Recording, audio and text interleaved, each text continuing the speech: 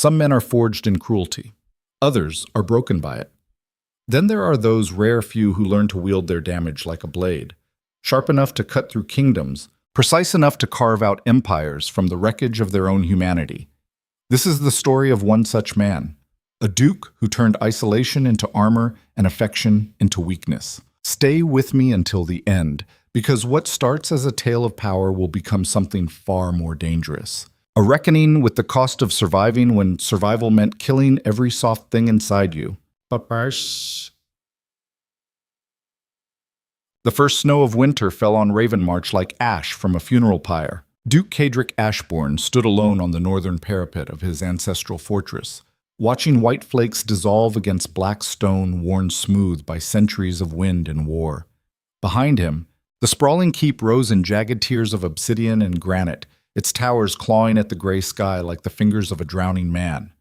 Torches burned in iron sconces along the battlements, their flames struggling against the bitter wind that swept down from the mountains and carried with it the smell of ice and endings. He didn't feel the cold anymore, hadn't felt much of anything in years. Below the cliff face, Ravenmarch stretched out in a patchwork of snow-dusted villages and frozen farmland, the duchy he ruled with an iron fist wrapped in velvet diplomacy. Smoke rose from chimneys in thin columns that dissipated before reaching the clouds. Somewhere in those distant hamlets, families gathered around hearthfires and told their children stories about the ruthless duke who lived in the mountain fortress. Stories designed to keep them obedient, grateful, terrified, good. Fear was the only currency that never lost its value. Cedric turned from the parapet and descended the narrow stone staircase that spiraled down into the keep's interior. His boots echoed against the steps with the steady rhythm of a funeral march. The walls here were bare stone, unadorned except for the occasional torch bracket and the dark stains that no amount of scrubbing could erase. Blood had a way of seeping into ancient rock, becoming part of the foundation itself, much like memory. The main corridor of the keep's residential wing opened before him like the throat of some great beast. Vaulted ceilings disappeared into shadow overhead. Tapestries hung along the walls, depicting battles his ancestors had won and enemies they'd destroyed, each woven thread a small monument to violence successfully executed. Gold chandeliers suspended on black chains provided pools of warm light that only seemed to emphasize the darkness gathering in between. Cedric moved through this space like a man walking through his own mausoleum. Servants pressed themselves against the walls as he passed, eyes downcast, shoulders hunched. None of them spoke. None of them dared. They'd learned long ago that the Duke of Ravenmarch preferred silence to pleasantries, distance to familiarity. He could count on one hand the number of times he'd addressed the household staff by name in the past 5 years. They were functions, not people, cogs in the machine that kept his life running with cold efficiency. It was better that way, safer, for everyone involved. His study waited at the end of the corridor, a cavernous room lined floor to ceiling with books he'd read and maps he'd memorized and ledgers documenting every transaction, every alliance, every calculated move that had kept Ravenmarch prosperous while other duchies crumbled under the weight of incompetent leadership. A massive desk dominated the center of the space, its surface covered in neat stacks of correspondence and reports that required his attention. A fire burned in the hearth, crackling softly, casting dancing shadows across the walls. Cedric poured himself 3 fingers of whiskey from the crystal decanter on the sideboard and stood before the flames, watching them consume the carefully split logs with methodical hunger. Everything burned eventually. The trick was controlling what remained after the fire died. The knock on the door came exactly when he expected it. Punctuality. Another small mercy in a world that offered so few. "Come in." Lord Theron Blackwood entered the study with the careful deference of a man who understood that proximity to power was both privilege and peril. He was younger than Cedric by a decade, lean and sharp-featured, with the kind of aristocratic bearing that came from generations of noble breeding. His dark hair was pulled back in a style currently fashionable at the royal court. His clothes were expensive but understated. Everything about Blackwood screamed calculated ambition wrapped in a veneer of loyalty. Cedric trusted him about as far as he could throw the fortress itself. But trust wasn't required. Competence was. And Blackwood had proven himself useful enough to keep breathing. "Your Grace," Blackwood bowed precisely the correct depth for his station. "The emissaries from the capital have arrived. They're waiting in the eastern reception hall. Of course they were. The crown always sent its messengers ahead of its demands, testing the waters before diving in. Cedric took a slow sip of whiskey, letting the burn settle in his chest before responding. How many? 3. Led by Lord Castellan Greaves himself. Cedric's expression didn't change, but something cold shifted behind his eyes. Greaves, the king's personal attack dog, dressed up in ceremonial armor and carrying writs that might as well be execution orders for how they were used. If the crown had sent Greaves all the way to Ravenmarch in the dead of winter, this wasn't a social call. This was a test. And tests from kings were rarely passed without blood. What do they want? Blackwood hesitated. The slight pause told Cedric everything he needed to know before the words even left the man's mouth. They've brought a prisoner, someone accused of treason against the realm. They're requesting that Ravenmarch provide temporary custody while the crown prepares formal charges. Requesting. As if Cedric had a choice. As if saying no to the king's castellan wouldn't be interpreted as the first move in a very short game that ended with armies at his gates. Who? Blackwood's jaw tightened almost imperceptibly. Lord Aemon Vale. And his daughter. The name hit Cedric like a punch to the sternum he'd trained himself not to acknowledge. Vale. The minor noble from the southern territories who'd once served on the king's advisory council before his ambitions exceeded his intelligence. Cedric had met the man twice at court functions, found him tedious and self-important, then promptly forgot about him the way one forgets about furniture. But the daughter was different.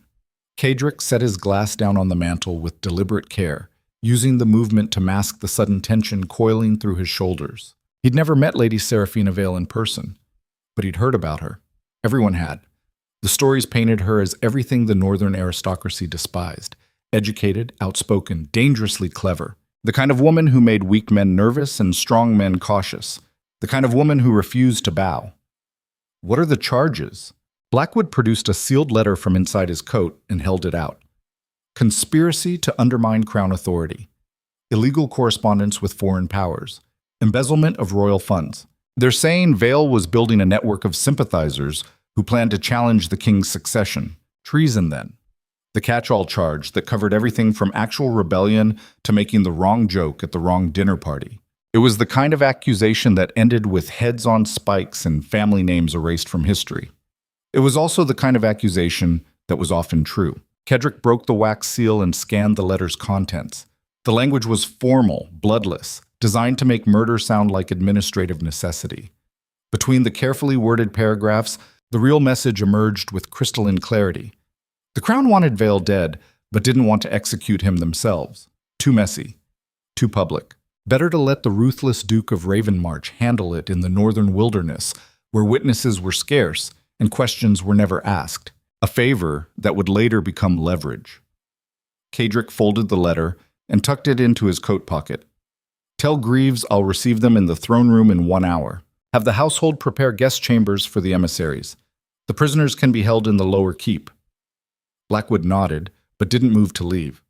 There was something else, some additional weight pressing down on the conversation that hadn't been spoken aloud yet. What is it? Your Grace, there are rumors about Lady Seraphina. Cedric waited. They say she hasn't spoken a word since her arrest. Not to defend herself, not to beg for mercy. She just stares at whoever's questioning her until they're the ones who look away first. Smart girl. Silence couldn't be used against her in a trial.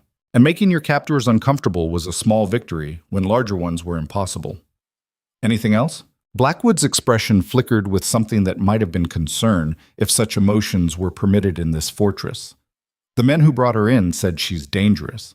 Not because of what she's done, but because of what she represents. They're afraid she'll inspire others if she's allowed to live. Cedric almost smiled. Almost. Afraid of a woman in chains because she might give other people ideas. The crown's paranoia was showing its teeth. I'll take that under advisement. Dismissed. Blackwood bowed and retreated, closing the heavy door behind him with a soft click that seemed far too loud in the sudden quiet. Cedric returned to the window, watching snow continue its relentless descent. Somewhere in the keep below, servants were preparing rooms for guests who brought poison disguised as duty. Somewhere further down, Guards were readying cells for prisoners whose guilt or innocence mattered less than their usefulness as political tools. And somewhere in that careful choreography of power and survival, Lady Seraphina Vale waited in chains. A woman accused of treason, a woman who refused to speak, a woman who made dangerous men nervous. Cedric drained the rest of his whiskey and felt nothing at all. The throne room of Ashbourne Keep was designed to intimidate. Massive columns of black marble rose from floor to ceiling, each one carved with scenes of conquest and domination. Banners hung from the rafters, displaying the silver wolf sigil of House Ashbourne against fields of midnight blue. The throne itself sat on a raised dais at the far end of the hall, a construction of dark wood and iron that looked less like furniture and more like a weapon someone had taught to sit still. Cedric took his place on that throne the way other men put on armor. Before him, Lord Castellan Greaves stood with two junior emissaries flanking him like decorative bookends. Greaves was exactly what one would expect from a man who'd spent 30 years climbing the ladder of royal bureaucracy. Soft in the middle, hard in the eyes, with the kind of smile that never quite reached past his teeth. His ceremonial breastplate was polished to a mirror shine, completely impractical for actual combat, perfect for court theater. Your Grace. Greaves executed a bow that managed to be both technically correct and subtly insulting. The king sends his warmest regards and hopes that Ravenmarch prospers under your continued stewardship. Translation: remember who gave you permission to exist, and don't forget they can take it away. Cedric inclined his head a fraction of an inch. Ravenmarch stands ready to serve the realm, as always. Translation: go fuck yourself. The dance of political language was exhausting, but necessary. Two predators circling each other with teeth hidden behind professional courtesy, each one calculating how much threat the other represented, each one preparing for the moment the masks came off. Greaves gestured to the guard stationed near the entrance. Bring in the prisoners. The doors swung open with a groan of protesting hinges. They brought Lord Aemon Vale in first. He'd clearly been broken before the journey even began.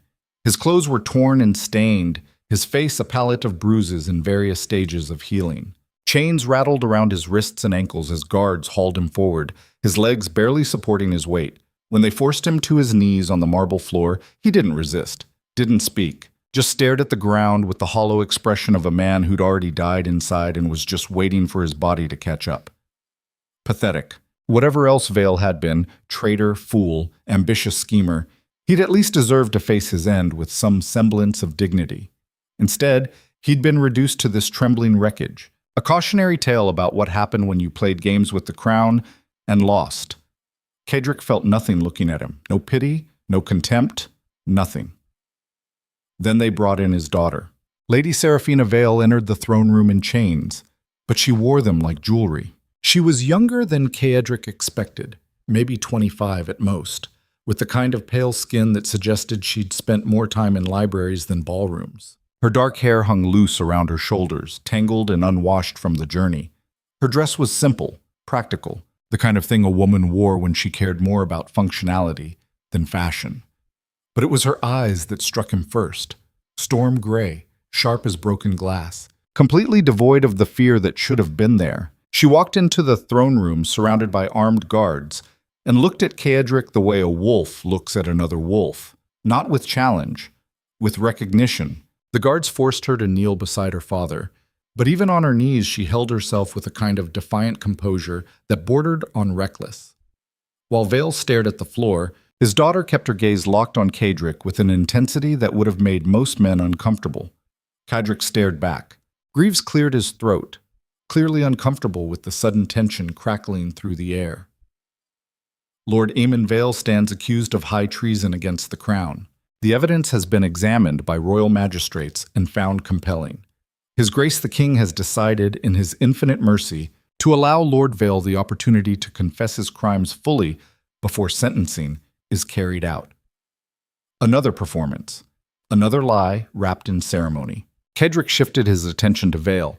The man was shaking now, his breath coming in short gasps that suggested panic was setting in.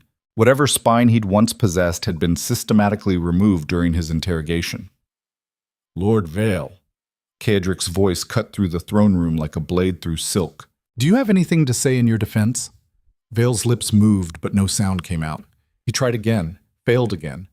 then finally managed to force out a strangled whisper. "I am innocent." The words hung in the air for exactly 3 seconds before Greaves laughed. It wasn't a pleasant sound. "Innocent? Of course. They always are." Greaves produced another sealed document from inside his coat and held it up like a trophy. "We have letters in your handwriting, Vale. Correspondence with foreign agents. Promises of support in exchange for gold and military aid. We have witnesses who place you at meetings that never appeared on any official record. We have ledgers showing funds diverted from Crown accounts into private coffers." He paused, letting the weight of the evidence settle. "You're many things, Lord Vale, but innocent isn't one of them." Vale's shoulders slumped. Whatever fight remained in him died right there on the marble floor, bleeding out in front of everyone with the quiet desperation of a man who knew he was already dead. But his daughter didn't move. Serafina kept her eyes on Cadric, completely ignoring Greaves, ignoring the guards, ignoring the spectacle of her father's destruction happening right beside her. She watched Cadric the way a condemned prisoner watches the executioner's axe, not with hope, but with a kind of fierce curiosity about what would happen next. Greaves continued his performance, warming to his role. His Grace the King recognizes that Lord Vale's treachery has contaminated his entire bloodline. The sins of the father must be answered for by the family. Therefore, Lady Serafina Vale is to be held equally accountable for the crimes committed under her family name. Cadric's eyes narrowed. Equally accountable, meaning they had no actual evidence against her, meaning they were executing her simply because she existed. It was brutally efficient, completely legal under Crown law, and exactly the kind of expedient cruelty that made kingdoms run smoothly. It was also everything Cadric had built his reputation on. What does the Crown expect from Ravenmarch? Greaves smiled his predator's smile. Merely to provide temporary custody until formal execution orders can be drawn up. A matter of days, perhaps a week at most. His Grace the King thought it best to handle such sensitive matters away from the capital, where certain sympathetic parties might attempt interference. Translation: kill them quietly and make the bodies disappear. Cadric leaned back in his throne, the wood creaking softly under his weight. The rational part of his mind, the part that had kept him alive through decades of political warfare, understood exactly what was happening. This was a test. The Crown was offering him an opportunity to demonstrate loyalty through blood. If he executed Vale and his daughter without question, he'd prove himself reliable, controllable, safe. If he refused, he'd be declaring himself a potential threat. The choice should have been simple, but his eyes kept returning to Serafina. She still hadn't looked away, hadn't bowed her head, hadn't begged. She just knelt there in chains, watching him with those storm-gray eyes that seemed to see straight through the carefully constructed armor he wore like a second skin. And for the first time in longer than he could remember, Cadric felt something shift inside him. Not pity, not attraction, nothing so clean or simple. Recognition. The bone-deep understanding that he was looking at someone who'd survived by learning the same lessons he had. That softness was weakness. That trust was suicide. That the only way to protect yourself in a world built on cruelty was to become something harder than the hands trying to break you. She'd built her own armor, too.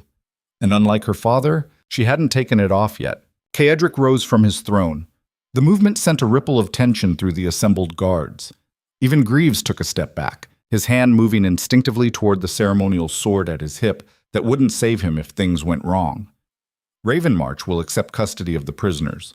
Cadric descended the dais steps with measured precision.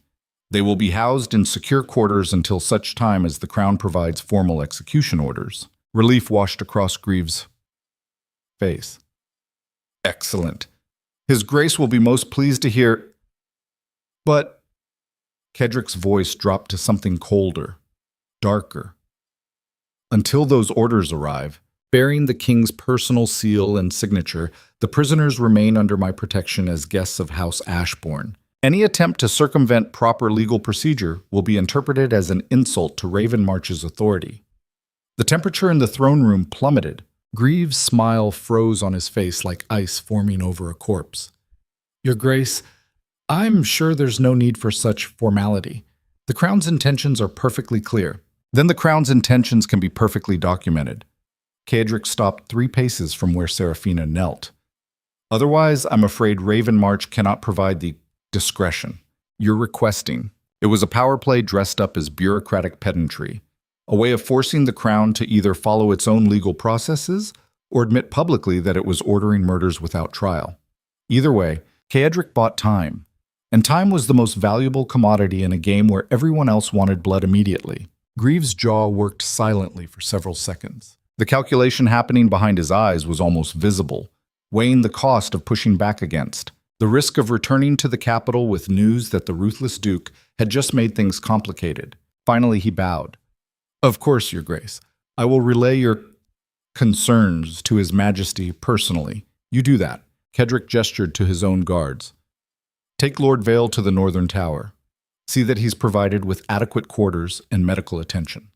The man was still shaking on the floor, barely conscious, probably in shock. Whatever use he'd once had as a political tool was long expired. Then Caedric turned his attention to Seraphina.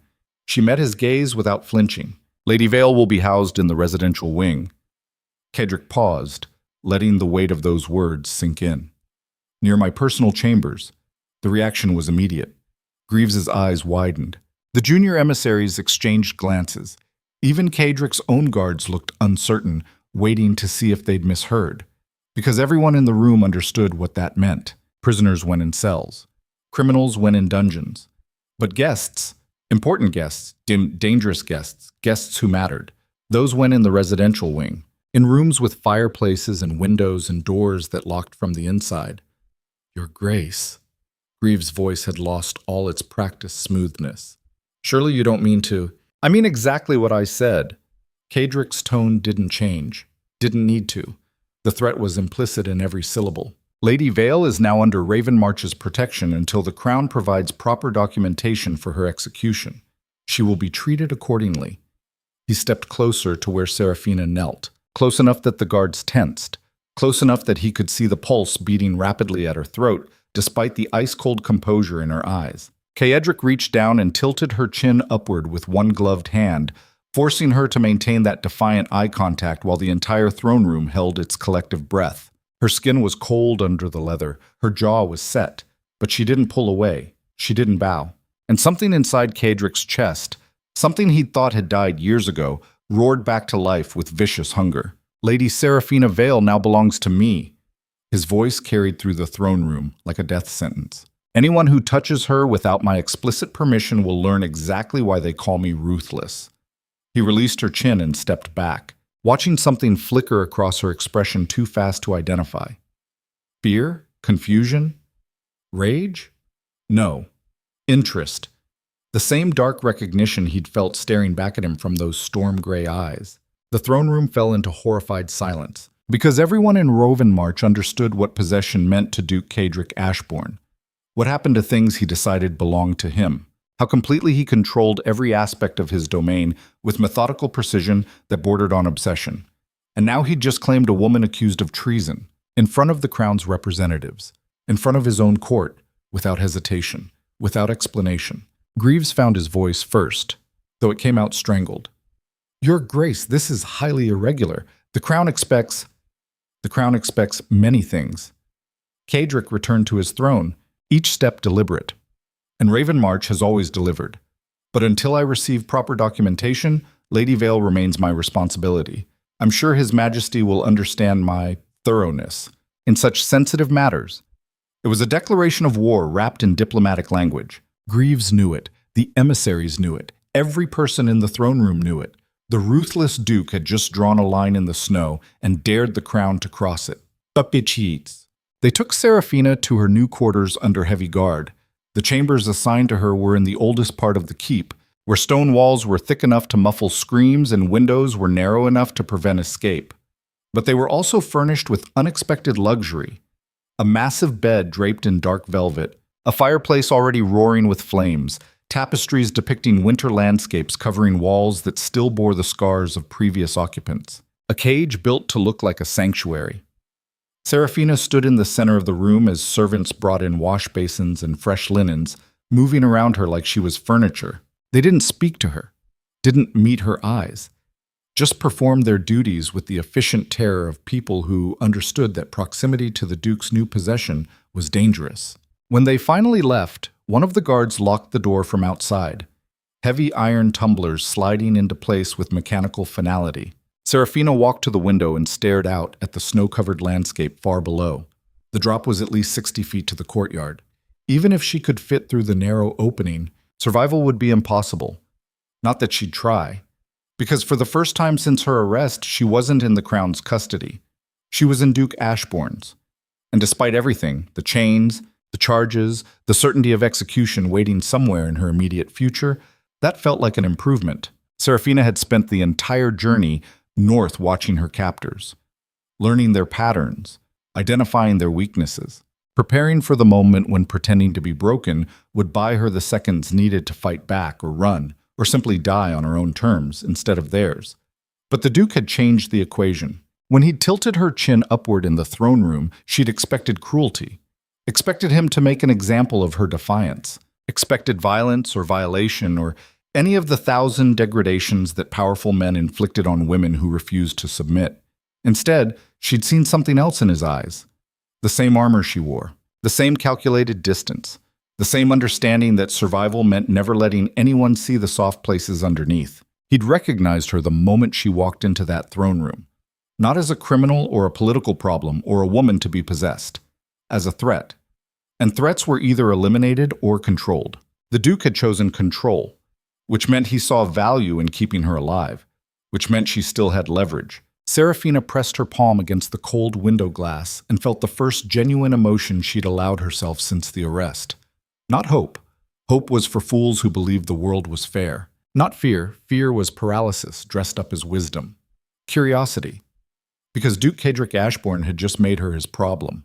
And problems had a way of becoming dangerous when given enough time. A soft knock interrupted her thoughts. The door unlocked from outside, and a young woman entered carrying a tray of food. She couldn't have been more than 20, with auburn hair pulled back in a severe bun and the kind of rigid posture that suggested she'd learned to move through the world trying to take up as little space as possible.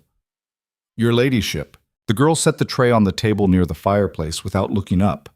"His Grace thought you might be hungry after your journey." Serafina studied her. First direct address since entering the keep. First acknowledgement that she existed as something other than cargo. "Thank you." "What's your name?" The girl's eyes widened slightly, as if the question itself was dangerous. "Elena, my lady. I've been assigned to attend to your needs during your stay." Stay. Such a polite word for captivity. Serafina moved to the table and examined the food. Roasted meat, fresh bread, winter vegetables prepared with butter and herbs. A full meal, not prisoners' rations. Another small message wrapped in hospitality. "You're afraid of me." It wasn't a question. Elena's hands trembled slightly as she arranged the dishes. "I'm afraid of disappointing His Grace, my lady." Smart answer. Didn't deny the fear, just redirected it toward a more acceptable target. Serafina sat down and picked up a piece of bread. What does everyone in this fortress fear more? The Duke's anger or his silence? Elena hesitated, clearly torn between answering honestly and protecting herself through evasion. "His silence, my lady. When His Grace is angry, at least you know where you stand. When he's silent." She trailed off, unable or unwilling to finish the thought. "When he's silent, you're already dead." Elena nodded almost imperceptibly. Serafina took a bite of bread and chewed slowly, thinking. The Duke had built his reputation on calculated brutality, on making examples of people who crossed him, on ruling through fear that was both earned and carefully maintained, but he'd also just publicly claimed her as his own, which meant either he had plans for her beyond simple execution, or he was playing a game so complex that even his own people couldn't see the pattern. "Tell me about him." Elena's composure cracked slightly. "My lady, I don't think... I'm not asking for gossip." Serafina kept her voice level. "I'm asking for survival. The Duke has decided I belong to him. That makes understanding him the most important thing I'll ever do. So tell me what kind of man I'm dealing with." Silence stretched between them.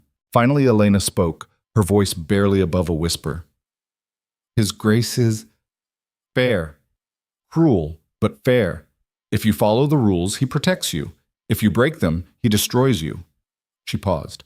"But he doesn't have friends, my lady. Doesn't have confidants. Doesn't have anyone he trusts enough to show weakness to. Everyone in this keep is either a tool or a threat. And now you're here. The unspoken question hung in the air like smoke. Which one was Serafina? The door opened again before she could respond. This time, Lord Blackwood entered without knocking, his expression carefully neutral. Lady Vale, His Grace requests your presence in his private study. Immediately. Elena fled the room like she'd been dismissed by gunfire. Serafina stood slowly, wiping her hands on a napkin with deliberate calm. She'd been in the keep less than 2 hours. Whatever the Duke wanted, it wasn't going to be a pleasant conversation. Lead the way. Blackwood escorted her through corridors that seemed designed to disorient, left turns that led into identical hallways, staircases that spiraled up and down with no apparent logic. By the time they reached the study, Serafina had completely lost her sense of direction. Another cage. This one, built from architecture. Blackwood knocked twice, then opened the door without waiting for permission. Lady Vale, Your Grace. The study was exactly what Serafina expected. Dark, efficient, every surface covered in the bureaucratic apparatus of power. But it was the man standing by the fireplace who drew her attention. Duke Cedric Ashbourne had removed his formal coat. His shirt sleeves were rolled up to his elbows, revealing forearms marked with old scars. He held a glass of amber liquid that caught the firelight, turning it into molten gold. He didn't look up when she entered. Leave us. Blackwood hesitated for exactly half a second, then bowed and retreated, closing the door with a soft click that sounded like a judge's gavel. Serafina stood in the center of the room and waited. The Duke took his time, sipped his drink, stared into the flames like they held answers to questions he hadn't asked yet. The silence stretched between them, thick with unspoken threats and careful calculations. Finally, he spoke without turning around. You didn't beg. No. Didn't cry. Didn't plead. Didn't try to convince me of your innocence. Would it have mattered? The Duke turned to face her then, and Serafina saw the full weight of his attention settle on her like a physical thing. His eyes were dark, impossible to read, holding depths she couldn't measure. No. Then I saved us both the performance. Something flickered across his face. Not quite a smile. More like the ghost of one, haunting the edges of his mouth. Most people in your position would have at least tried. He moved closer, each step measured. Hope is a powerful delusion. Hope is for people who still believe the world might save them. Serafina held his gaze. I stopped believing that the day they put me in chains. The Duke stopped 3 paces away, close enough to be threatening, far enough to maintain plausible distance. What do you believe? That survival is the only victory that matters. That everyone is either predator or prey. That the moment you show weakness is the moment you die. She paused. And that you already know all of this because you've built your entire life on the same foundation. The silence that followed was different, sharper, like 2 blades recognizing each other across a battlefield. The Duke set his glass down on the desk with deliberate care. You're dangerous. Yes, and you think I'm going to let you live. I think you're going to use me for something. Serafina took a step forward, closing the distance he'd maintained. Otherwise, you would have handed me back to Greaves the moment he walked into your throne room. You didn't. Which means I'm more valuable alive than dead, at least for now. The Duke's expression didn't change, but something in his posture shifted. A kind of coiled readiness that suggested violence was always an option, waiting just beneath the surface. What makes you think I won't simply execute you myself once you've served your purpose? Nothing. Serafina met his eyes without flinching. But until then, I'm the most interesting problem you've had in years. And men like you don't waste interesting problems. She could see the calculation happening behind his eyes. The same cold assessment she'd performed on everyone who'd held power over her since the arrest. Weighing value against risk. Utility against threat. You have no idea what kind of man I am. I know you rule through fear because affection is unpredictable. I know you trust no one because trust killed something inside you a long time ago. I know you've survived by being harder and smarter and more ruthless than everyone around you. Serafina took another step closer. I know all of this because I've done the same thing, just with less power and worse odds. The Duke stared at her for a long moment. Then, slowly, deliberately, he reached out and wrapped his hand around her throat. Not squeezing, just holding. His palm warm against her skin, his thumb resting against her pulse. Testing. Serafina didn't move, didn't try to pull away, just maintained eye contact while her heart hammered against his fingers, betraying the fear her face refused to show. You should be terrified right now. I am. Her voice stayed steady despite the hand on her throat, but terror won't keep me alive. Understanding might. The Duke's fingers tightened slightly, not enough to choke, just enough to remind her exactly how powerless she was in this moment. Understand this then. You belong to me now. Every breath you take, every word you speak, every thought in your head, all of it exists because I allow it. The crown wanted you dead. I decided otherwise. That doesn't make you safe. It makes you mine. He released her throat and stepped back, leaving the ghost of his touch burning against her skin. And things that belong to me don't get to have secrets. Serafina's hand moved to her throat unconsciously, fingers pressing where his had been. What do you want to know? Everything. The Duke returned to his desk and poured another drink. Start with why the crown really wants you dead. Because I know things. That's not an answer. It's the only one that matters. Serafina crossed her arms. My father was many things, but subtle wasn't one of them. If he'd actually been plotting treason, he would have been caught years ago. This wasn't about stopping a conspiracy. It was about eliminating witnesses to something else entirely. The Duke's expression sharpened. What kind of something? I don't know the details. Just fragments. Conversations I overheard when people thought I was just decorative furniture at dinner parties. References to crown funds moving through channels that didn't exist in any official ledger. Names of nobles who were supposed to be dead turning up in private correspondence. She paused. My father wasn't building a rebellion. He was uncovering evidence of one already in progress. And whoever's running it decided to eliminate the problem before it got too loud. The Duke was quiet for several seconds, processing. Then, if you're telling the truth, that makes you even more dangerous than I thought. I know. And if you're lying, it makes you suicidally stupid. I know that too. The Duke studied her over the rim of his glass. So which is it? Serafina smiled then. A small, bitter thing. Does it matter? Either way, I'm a problem someone wants solved with a blade. The only question is whether you're the one holding it, or whether you're the one they're aiming at next. The implication hung in the air like smoke. If there was a conspiracy operating inside the crown, it wouldn't stop with Vale. It would keep eliminating threats, consolidating power, removing anyone who might interfere, including powerful dukes who ruled their territories with dangerous independence, including men like Cedric Ashbourne. The Duke set his glass down and moved to the window, staring out at the darkness beyond. Snow continued to fall in silence, covering everything in a blanket of white that looked peaceful from a distance but killed if you stayed in it too long. You're either the cleverest liar I've ever met or the most reckless truth-teller. He didn't turn around. I haven't decided which yet. Take your time. Serafina's voice was steady. I'm not going anywhere. No. The Duke's reflection in the window glass looked like a ghost overlaid on falling snow. You're not.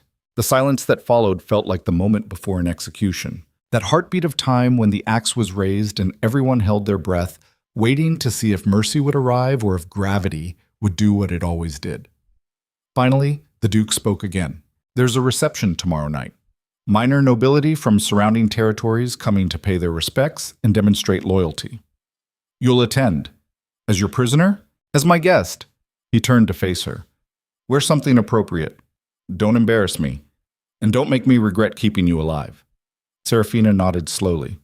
The game was becoming clearer. He was going to parade her in front of his court, test how people reacted, see who flinched. Use her as bait to flush out anyone who might be connected to whatever conspiracy she'd hinted at. Clever. Dangerous. Exactly what she would have done. One question, Your Grace. The Duke waited. When you inevitably decide I'm more trouble than I'm worth, Serafina kept her voice level, will you at least make it quick? The Duke's expression didn't change, but something in his eyes shifted. Something that might have been respect if such things were permitted between predator and prey. If I decide to kill you, Lady Vale, it won't be because you're trouble. He moved past her toward the door. It'll be because I finally figured out what you're really after. And by then, quick won't be an option either of us have. He opened the door and gestured for her to leave. Get some rest. Tomorrow's going to test whether your survival instincts are as sharp as you think they are. Serafina walked past him into the corridor where guards waited to escort her back to her gilded cage. But before they could move, the Duke's voice stopped her one final time. "And Lady Vale, one more thing." She turned back. The Duke stood in the doorway, backlit by firelight, looking every inch the monster his reputation promised. "Don't mistake my interest for mercy. I've kept you alive because you're useful. The moment that changes, so does everything else." His voice dropped to something colder than the winter outside. "So pray that whatever secrets you're carrying are worth more than your life. Because in Raven March, that's the only currency that matters." The door closed between them with hollow finality. Serafina stood in the corridor and felt her hand shaking for the first time since her arrest. Not from fear, from the sudden, terrifying understanding that Duke Cadric Ashbourne was exactly what she'd been looking for her entire life. A predator strong enough that even other predators knew to stay away. A man so completely armored against the world that nothing could hurt him. A fortress built from scar tissue and calculated cruelty that might, just might, be strong enough to protect her from the forces trying to destroy her, or destroy her himself when he was finished using her. Either way, she'd finally found someone who spoke her language. And that was the most dangerous thing that had happened to her yet, because Serafina Vale had survived this long by never needing anyone. And the moment you needed someone in a world built on betrayal was the moment you'd already lost. But as guards escorted her back through dark corridors toward her chambers, she couldn't stop thinking about the way the Duke's hand had felt against her throat. Not squeezing, just holding, like he was trying to decide whether she was worth keeping or breaking. And the terrifying part was that she didn't know which outcome she wanted more. The reception hall of Ashbourne Keep blazed with calculated opulence. Candles burned in massive iron chandeliers suspended from vaulted ceilings, their flames casting dancing shadows across walls hung with tapestries depicting conquest and domination. Long tables groaned under the weight of roasted meats and winter delicacies arranged with military precision. Musicians played from a gallery overlooking the main floor, their instruments producing melodies that were technically flawless and emotionally sterile. Everything looked warm, inviting, safe. It was all performance. Cadric stood near the head table, watching minor nobility filter into the hall with the practiced deference of people who understood that attendance wasn't optional. Lords and ladies from surrounding territories, dressed in their finest clothes, wearing their most convincing smiles, each one calculating how to navigate the evening without making enemies or appearing weak. The social battlefield where wars were fought with words instead of swords, but the casualties were just as permanent. Lord Blackwood materialized at his elbow, moving with the quiet efficiency of someone who'd learned to approach without startling. "The last of the guests have arrived, Your Grace. 63 in total, all accounted for." Cadric nodded without taking his eyes off the crowd. "Any unexpected additions?" Lord Theron Castellane sent his son instead. Claims he's recovering from illness. Translation: Castellane was afraid to show his face, either guilt or paranoia, neither of which boded well for his continued usefulness. "Note it." Blackwood hesitated. "Your Grace, about Lady Vale, she'll attend." Several of the guests have expressed concern about her presence, given the charges. "Let them be concerned." Cadric's voice carried the kind of flat finality that ended conversations. "Fear keeps them honest." Blackwood bowed and retreated into the crowd, leaving Cadric alone with his thoughts and the performance unfolding around him. This was the part of leadership he'd mastered through necessity rather than preference. The social choreography, the careful dance of proximity and distance that maintained power structures without requiring explicit violence. Show strength. Never apologize. Let them interpret silence as threat. Keep them afraid of what you might do, so you never have to actually do it. Efficient, exhausting, necessary. The door at the far end of the hall opened. Conversation didn't stop exactly, but it changed, became quieter, more careful. Heads turned with the subtle precision of predators tracking movement in their peripheral vision. Serafina Vale entered the reception hall like she was walking into her own execution with her eyes open. She wore a gown the color of midnight, simple in cut but expertly tailored, the kind of dress that drew attention through absence of ornament rather than excess. Her dark hair was pulled back from her face, revealing the sharp angles of her cheekbones and the pale column of her throat. No jewelry, no cosmetics beyond what was absolutely necessary. She looked like a weapon that had learned to wear silk, and every eye in the room tracked her movement as she crossed the marble floor toward Kadrick's position near the head table. The whispers started immediately. Hushed conversations conducted behind raised fans and tilted heads. Speculation wrapped in scandalized gossip. The daughter of a traitor, walking free. The Duke's newest acquisition, displayed like a trophy. The woman accused of treason, standing among nobility as if she had any right to breathe the same air. Kedrick watched their reactions with clinical detachment, fear, curiosity, resentment, and underneath it all, the sharp edge of calculation as various lords and ladies tried to determine what her presence meant for their own positions in the complex hierarchy that kept Ravenmarch functioning.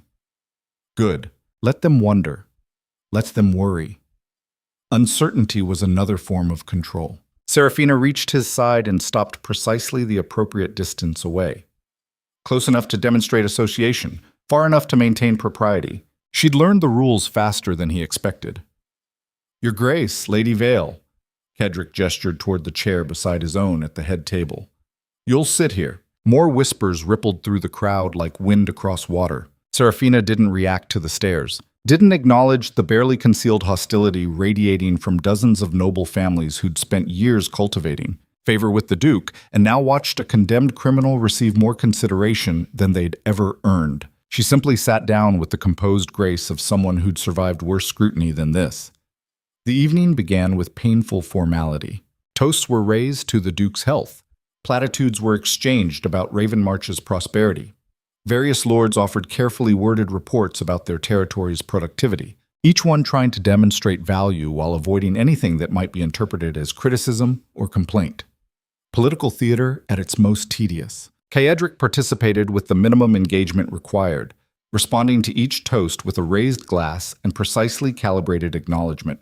His attention remained split between the performance unfolding around him and the woman sitting silently at his side. Serafina ate sparingly, drank less, and said nothing unless directly addressed.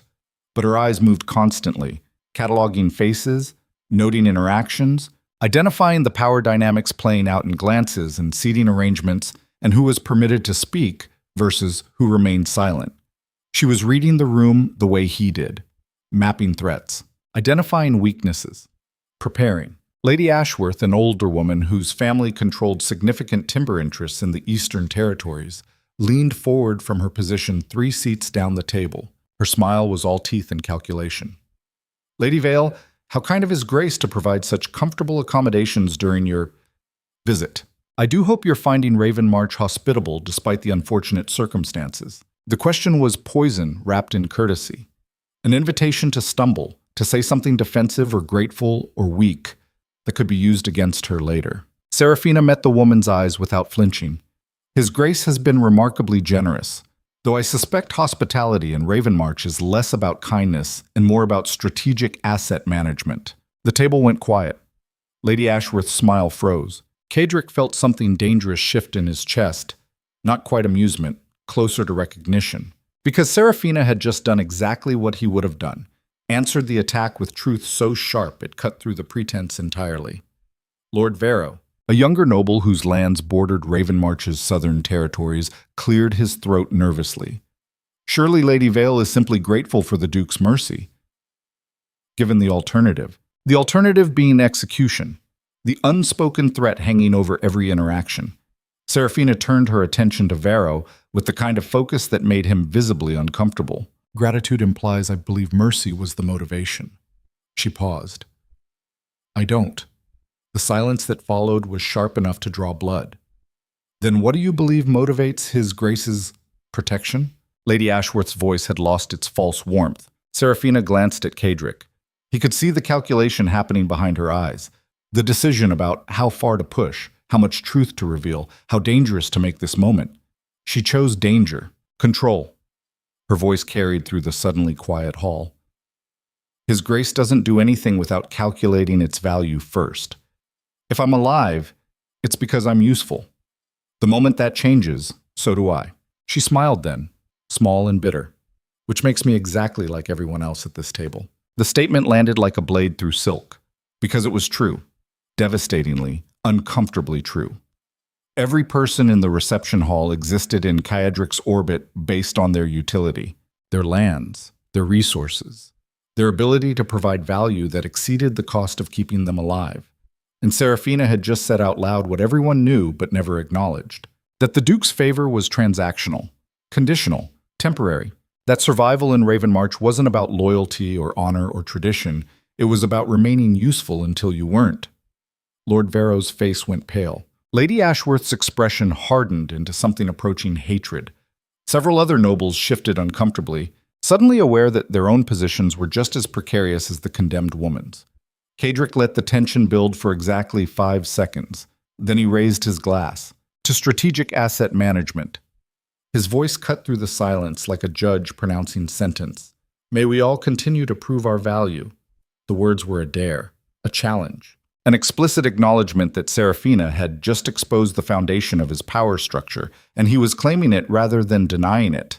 The nobles had no choice but to raise their own glasses and echo the toast, each one forcing the words past their fear and resentment.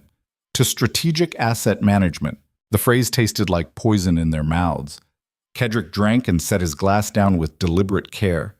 Then, without looking at Serafina, he spoke quietly enough that only she could hear. You're making enemies faster than I expected. Her response was equally quiet. I already had enemies. At least these ones I can see. Fair point. The evening continued with increased tension crackling beneath forced pleasantries. Servants brought additional courses. Musicians played through their repertoire with mechanical precision. Conversations resumed, but now they carried an edge of nervous energy that hadn't been there before.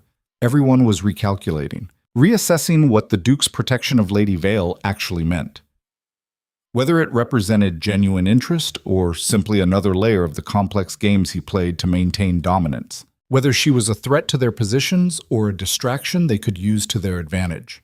Halfway through the third course, Lord Marcus Thorne approached the head table.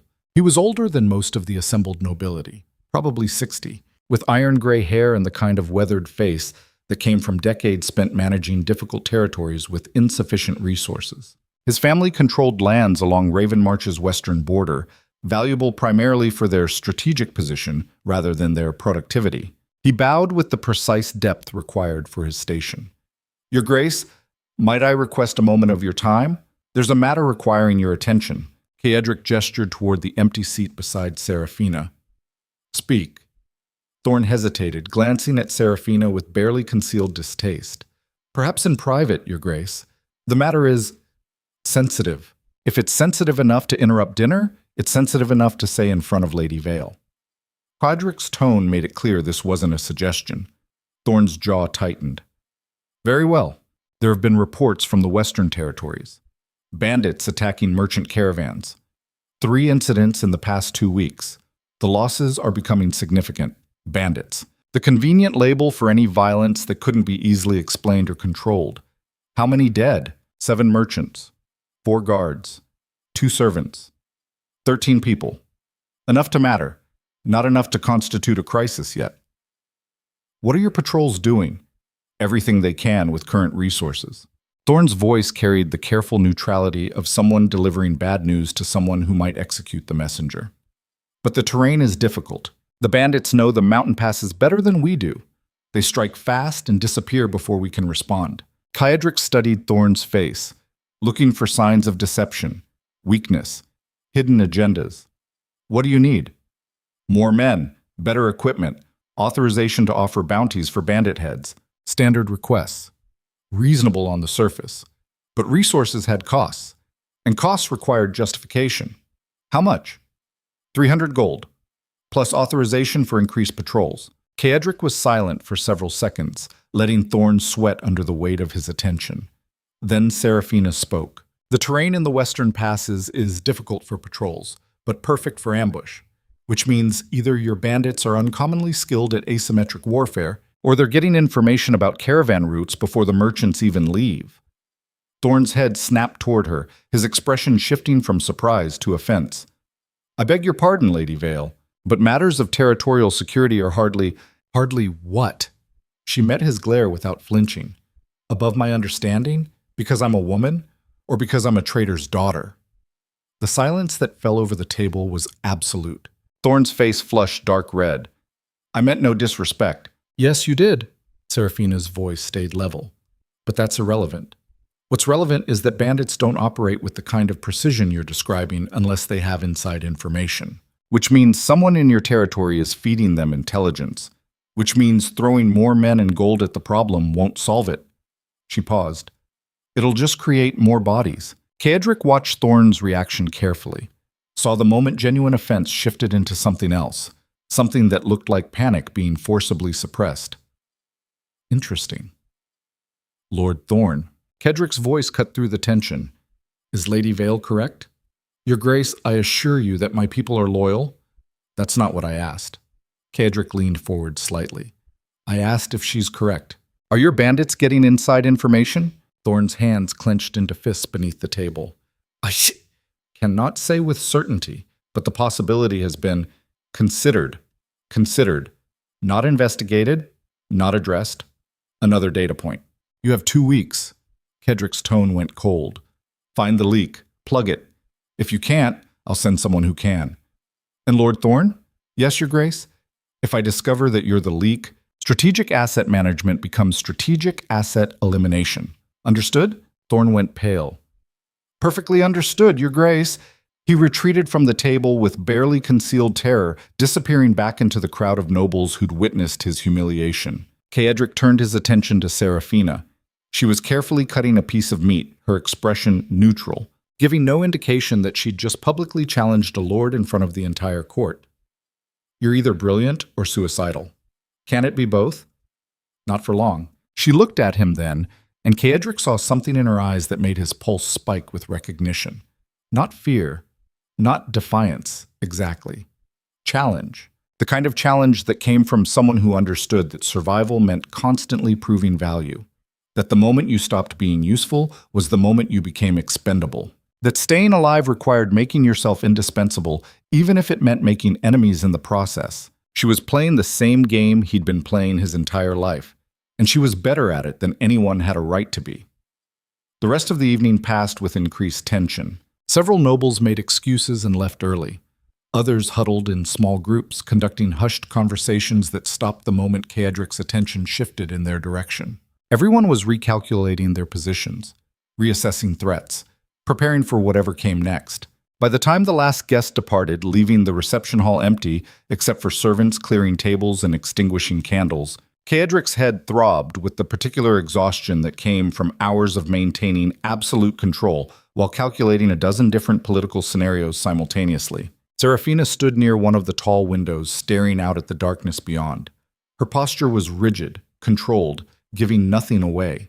Kaedric dismissed the remaining servants with a gesture and crossed the empty hall until he stood beside her. You made quite an impression. I made enemies. Yes. Was that your plan? To see who would flinch. She turned to face him. The candlelight caught the sharp angles of her face, turning her features into something almost predatory. Did it work? Kaedric considered the question, considered the evening's revelations, the way Thorne had panicked, the way other nobles had watched Seraphina with calculation rather than simple hatred, the way she'd identified a security leak in 30 seconds that Thorne's own people had apparently missed or ignored. Yes. He kept his voice neutral. It worked. Then it was worth the cost. You assume the cost is finished. Kaedric moved closer, close enough that she'd have to tilt her head back slightly to maintain eye contact. Several of those nobles will spend tonight plotting ways to eliminate you, quietly, permanently, before you become more dangerous than you already are. Let them plot. Seraphina didn't step back. They'll have to get past you first. And if I decide I'm tired of protecting you, then I'll die. Her voice carried no emotion, no fear, just acceptance of reality. But until then, I'm the most interesting problem you've had in years. And you don't waste interesting problems. She was quoting his own logic back at him, using his words like weapons. It should have annoyed him. Instead, it did something far more dangerous. It fascinated him. Because Seraphina Vale understood something most people never learned. That power wasn't about strength or cruelty or even intelligence. It was about making yourself necessary. About becoming so valuable that eliminating you costs more than keeping you alive. About survival through strategic indispensability rather than hope or mercy or any of the other delusions that got people killed. She'd built her armor the same way he had, by learning that softness was suicide. You're dangerous. The words came out quieter than he intended. Yes. And you're using me. Yes. For what? Serafina smiled then, small and sharp. Survival, same as you. The honesty was almost refreshing. No pretense, no games, just two predators acknowledging what they were. Kaedric reached out and tilted her chin upward with one gloved hand, forcing her to maintain eye contact. The gesture was identical to the one he'd made in the throne room days ago. A test, a reminder of exactly how powerless she was, despite her clever words and sharp observations. Serafina didn't pull away, didn't flinch, just stared back at him with those storm-gray eyes that saw too much. If I kissed you right now, would you let me? The question hung in the air between them like drawn steel. Serafina's pulse jumped visibly in her throat, but her voice stayed steady. Would it keep me alive? Maybe. Then yes. The brutal honesty of it hit Kaedric harder than any seduction could have. No pretense of attraction, no performance of desire, just cold calculation about survival. It was exactly what he would have said in her position. He released her chin and stepped back, putting safe distance between them again. I don't want your compliance. The words surprised him almost as much as they surprised her. Serafina's expression shifted slightly, confusion flickering across her features before she locked it down. Then what do you want? Kaedric turned away, staring at the dying candles and empty hall. I don't know. And that was the problem. Because for the first time in longer than he could remember, Kaedric wanted something beyond control, beyond power, beyond the careful machinery of dominance that kept his life running with predictable efficiency. He wanted something he couldn't name, couldn't define, couldn't calculate the cost of, and that made it the most dangerous thing he'd ever encountered. Go. His voice came out rougher than intended. Before I do something we'll both regret. Serafina was quiet for several seconds. Then, Your Grace, go. She left without another word. Kaedric stood alone in the empty reception hall, surrounded by the debris of the evening's performance, and felt something crack inside the armor he'd spent decades building. Not breaking, not yet, just fracturing.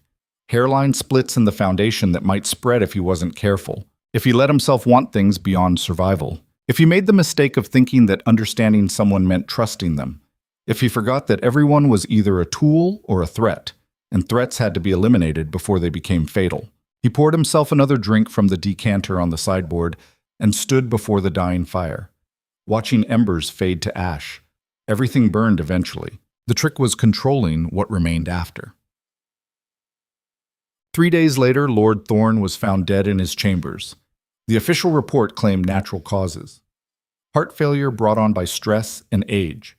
Clean, convenient, completely plausible for a man of his years dealing with the pressures of territorial management. But the servants who discovered the body whispered different stories about the way his eyes were open and terrified, about marks on his throat that looked like fingers, about a single black feather left on his pillow, the kind that came from ravens native to Ravenmarch's mountain passes, the kind of calling card the Duke's most trusted assassins left behind. Kaedric read Blackwood's private report in his study while snow fell outside the windows. The document was thorough, detailed. It outlined Thorn's connections to merchant families in the capital, his correspondence with certain nobles who'd expressed concern about the crown's increasing reach into northern territories, his meetings with representatives from foreign powers interested in destabilizing Ravenmarch's control over strategic mountain passes. Thorn hadn't been feeding information to bandits. He'd been part of something larger, a network operating inside the nobility, exactly like Serafina had suggested existed. And now he was dead. Kaedric set the report aside and stared at the names listed in the margins. Other nobles suspected of involvement. Minor players who might lead to bigger fish if properly motivated to talk. A conspiracy hiding inside his own court. The knock on his door came precisely when expected. Enter.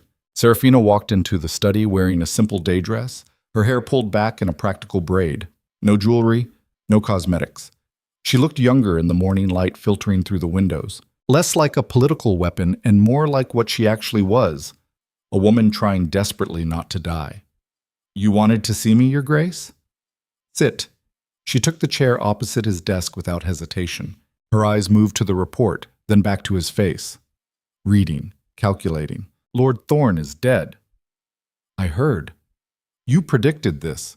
Kedrick leaned back in his chair. You said throwing resources at the bandit problem wouldn't solve it because the threat was internal. I said it was possible. You were right.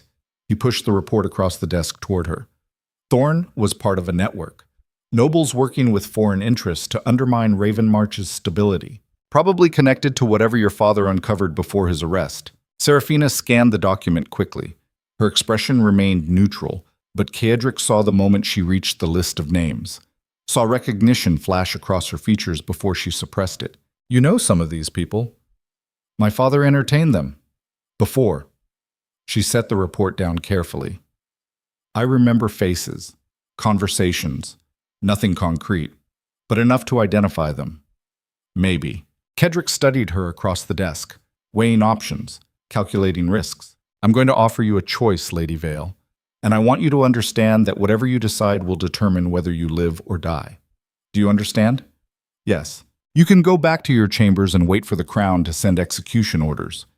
Play the role of condemned prisoner. Hope that someone intervenes before they kill you. He paused. Or you can help me burn this conspiracy to the ground. Seraphina was quiet for several heartbeats. Then, what would that involve? Everything. Kedrick kept his voice level. Your knowledge of these people, your ability to identify connections I can't see, your willingness to attend events where they gather and report back what you observe. You want me to spy. I want you to survive by being useful. And if I say no, then you're choosing the first option. Kedrick leaned forward, and I have no reason to keep protecting you. So it's cooperation or death. It's always been cooperation or death. He held her gaze. I'm just making it explicit. Seraphina's hands clenched briefly in her lap, the only visible sign of the tension coiling through her. When she spoke again, her voice was steady. If I do this, if I help you identify these people, what happens after? After? After the conspiracy is eliminated. After I'm no longer useful. She met his eyes without flinching. What happens to me? Kedrick considered lying, considered offering reassurance or promises or any of the comfortable delusions that made people easier to manipulate. But she deserved better than that. Deserved the same brutal honesty she'd given him. I don't know. The admission felt like pulling teeth. You might earn your freedom. You might remain under my protection indefinitely. You might outlive your usefulness and face execution anyway. He paused. But at least you'll be alive long enough to find out. Seraphina laughed then, a short, bitter sound. That's the most honest thing anyone said to me since my arrest. Take it as a sign of respect, or a warning, both. She was quiet for another long moment. Then she stood and moved to the window, staring out at the snow-covered landscape beyond. Her reflection in the glass looked like a ghost, translucent, fragile. But when she spoke, her voice carried the weight of someone who'd made hard choices before and survived them. I'll help you. Not because I trust you.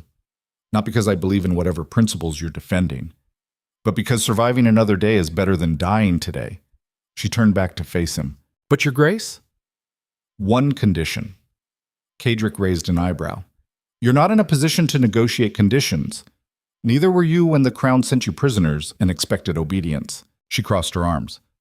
But you negotiated anyway, because that's what people who refuse to bow do. The parallel was intentional, pointed.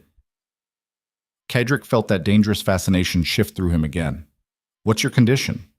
When this is over, however it ends, I want the truth about my father. She kept her voice steady. What he actually discovered, why they really killed him, whether any of it mattered. And if the truth is worse than you expect, then at least I'll know. Kedrick considered the request, considered what it would cost him to grant it, what leverage he'd lose, what complications it might create. Then he nodded once. Agreed.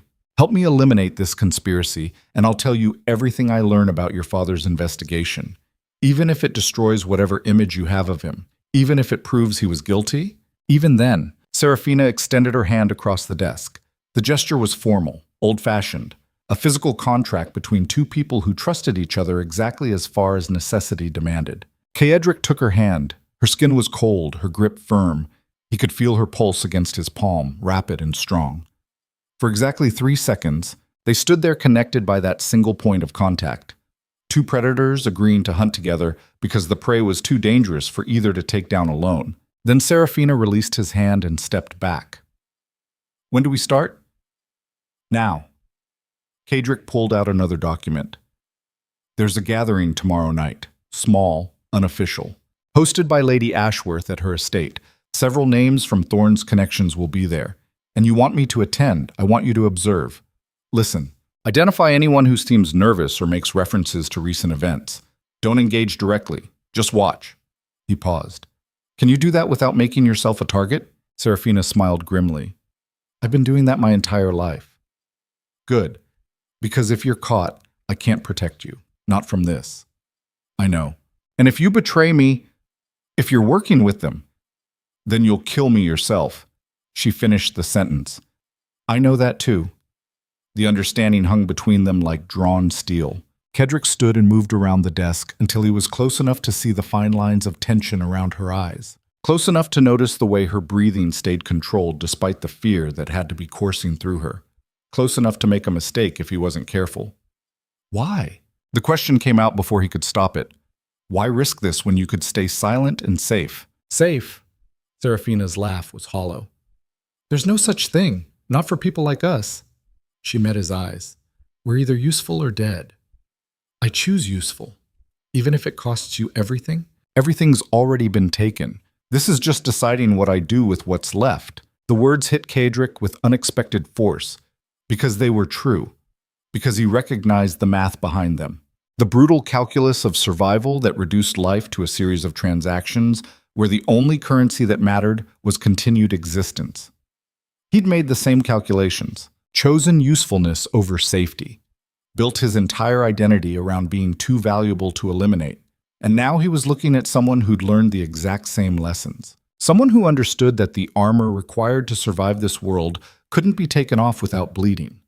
Someone who'd made peace with being a weapon instead of a person. Kedrick stepped back before he did something catastrophically stupid, like kiss her or promise her safety. He couldn't guarantee or admit that he was starting to see her as something beyond a strategic asset. Dismissed. Get some rest. Tomorrow we'll test whether your survival instincts are as good as you think. Serafina moved toward the door, then paused with her hand on the handle. Your Grace? Yes, thank you for the truth. She left before he could respond. Kedrick stood alone in his study and felt the cracks in his armor spread wider. Because gratitude was dangerous. Connection was deadly. And the moment he started caring about whether Serafina Vale lived or died beyond her strategic value was the moment he stopped being the ruthless Duke and became something far more vulnerable. Something that could be hurt. Something that could be destroyed. He poured himself a drink and watched snow fall outside the windows. Everything burned eventually, and he was starting to suspect that this time he might burn with it. Lady Ashworth's estate sat 3 miles from the main keep, a sprawling manor house built from dark stone and surrounded by carefully manicured gardens, now buried under fresh snow. Torches burned along the approach, their flames struggling against wind that carried the smell of coming storms. Kedrick arrived after dark, alone except for 2 guards who remained with the carriage. Small gatherings like this didn't warrant full security details. Bringing too many men would signal paranoia or distrust. Better to appear confident, unconcerned. Above the petty machinations that occupied lesser nobles, Lady Ashworth greeted him at the entrance with practiced deference. Your Grace, what an unexpected honor. Please, come in. The interior was tastefully decorated. Expensive but not ostentatious. Warm fires burned in multiple hearths. Servants moved quietly through corridors carrying trays of wine and delicacies. Approximately 20 guests occupied the main receiving room, arranged in small clusters conducting quiet conversations. The kind of gathering where real business happened beneath social pleasantries. Where alliances were formed and broken with words instead of weapons. Kedrick accepted a glass of wine and moved through the room with calculated casualness. Acknowledging greetings, engaging in brief exchanges, letting his presence be noted without making it the center of attention. Watching. Several of the names from Thorne's report were here. Minor nobles whose territories bordered strategic routes, merchants with connections to foreign trading houses. A few faces he didn't recognize, which was itself significant. New players entering the game. Lord Castellane approached with his son, both wearing expressions of careful neutrality. Your Grace, thank you for accepting Lady Ashworth's invitation. I wasn't aware I'd received one. Castellane's smile flickered. A last-minute addition. We thought you might appreciate the Discretion. Such gatherings provide. Discretion. Another word for secrecy. What are we being discreet about? Castellane glanced around, lowering his voice. Concerns. About the Crown's increasing interference in northern affairs. Recent demands for higher taxes. Restrictions on trade that hurt our economies. Legitimate complaints wrapped around something else. A core of genuine conspiracy hidden inside reasonable grievances. And you think gathering privately to discuss these concerns is wise? Wiser than remaining silent while our territories suffer. Castellane's son spoke for the first time. The Crown doesn't understand our needs, doesn't respect our autonomy. Someone has to speak for northern interests. Someone. The vague pronoun doing heavy lifting. Cadric sipped his wine. Interesting theory. Though historically, northern interests have been best served by maintaining strong relationships with the Crown, not undermining them. There's a difference between undermining and protecting ourselves. Castellane leaned closer. Surely your grace understands the need for contingency plans in case Crown policy becomes untenable. Contingency plans. Rebellion by another name. This was the test. The moment where Cadric either committed to their conspiracy or revealed himself as a threat. He chose neither. I understand the need for careful planning. His voice stayed neutral. I also understand that plans made in secret have a way of becoming weapons used against their creators. He paused, letting the warning sink in. Proceed carefully, Lord Castellane.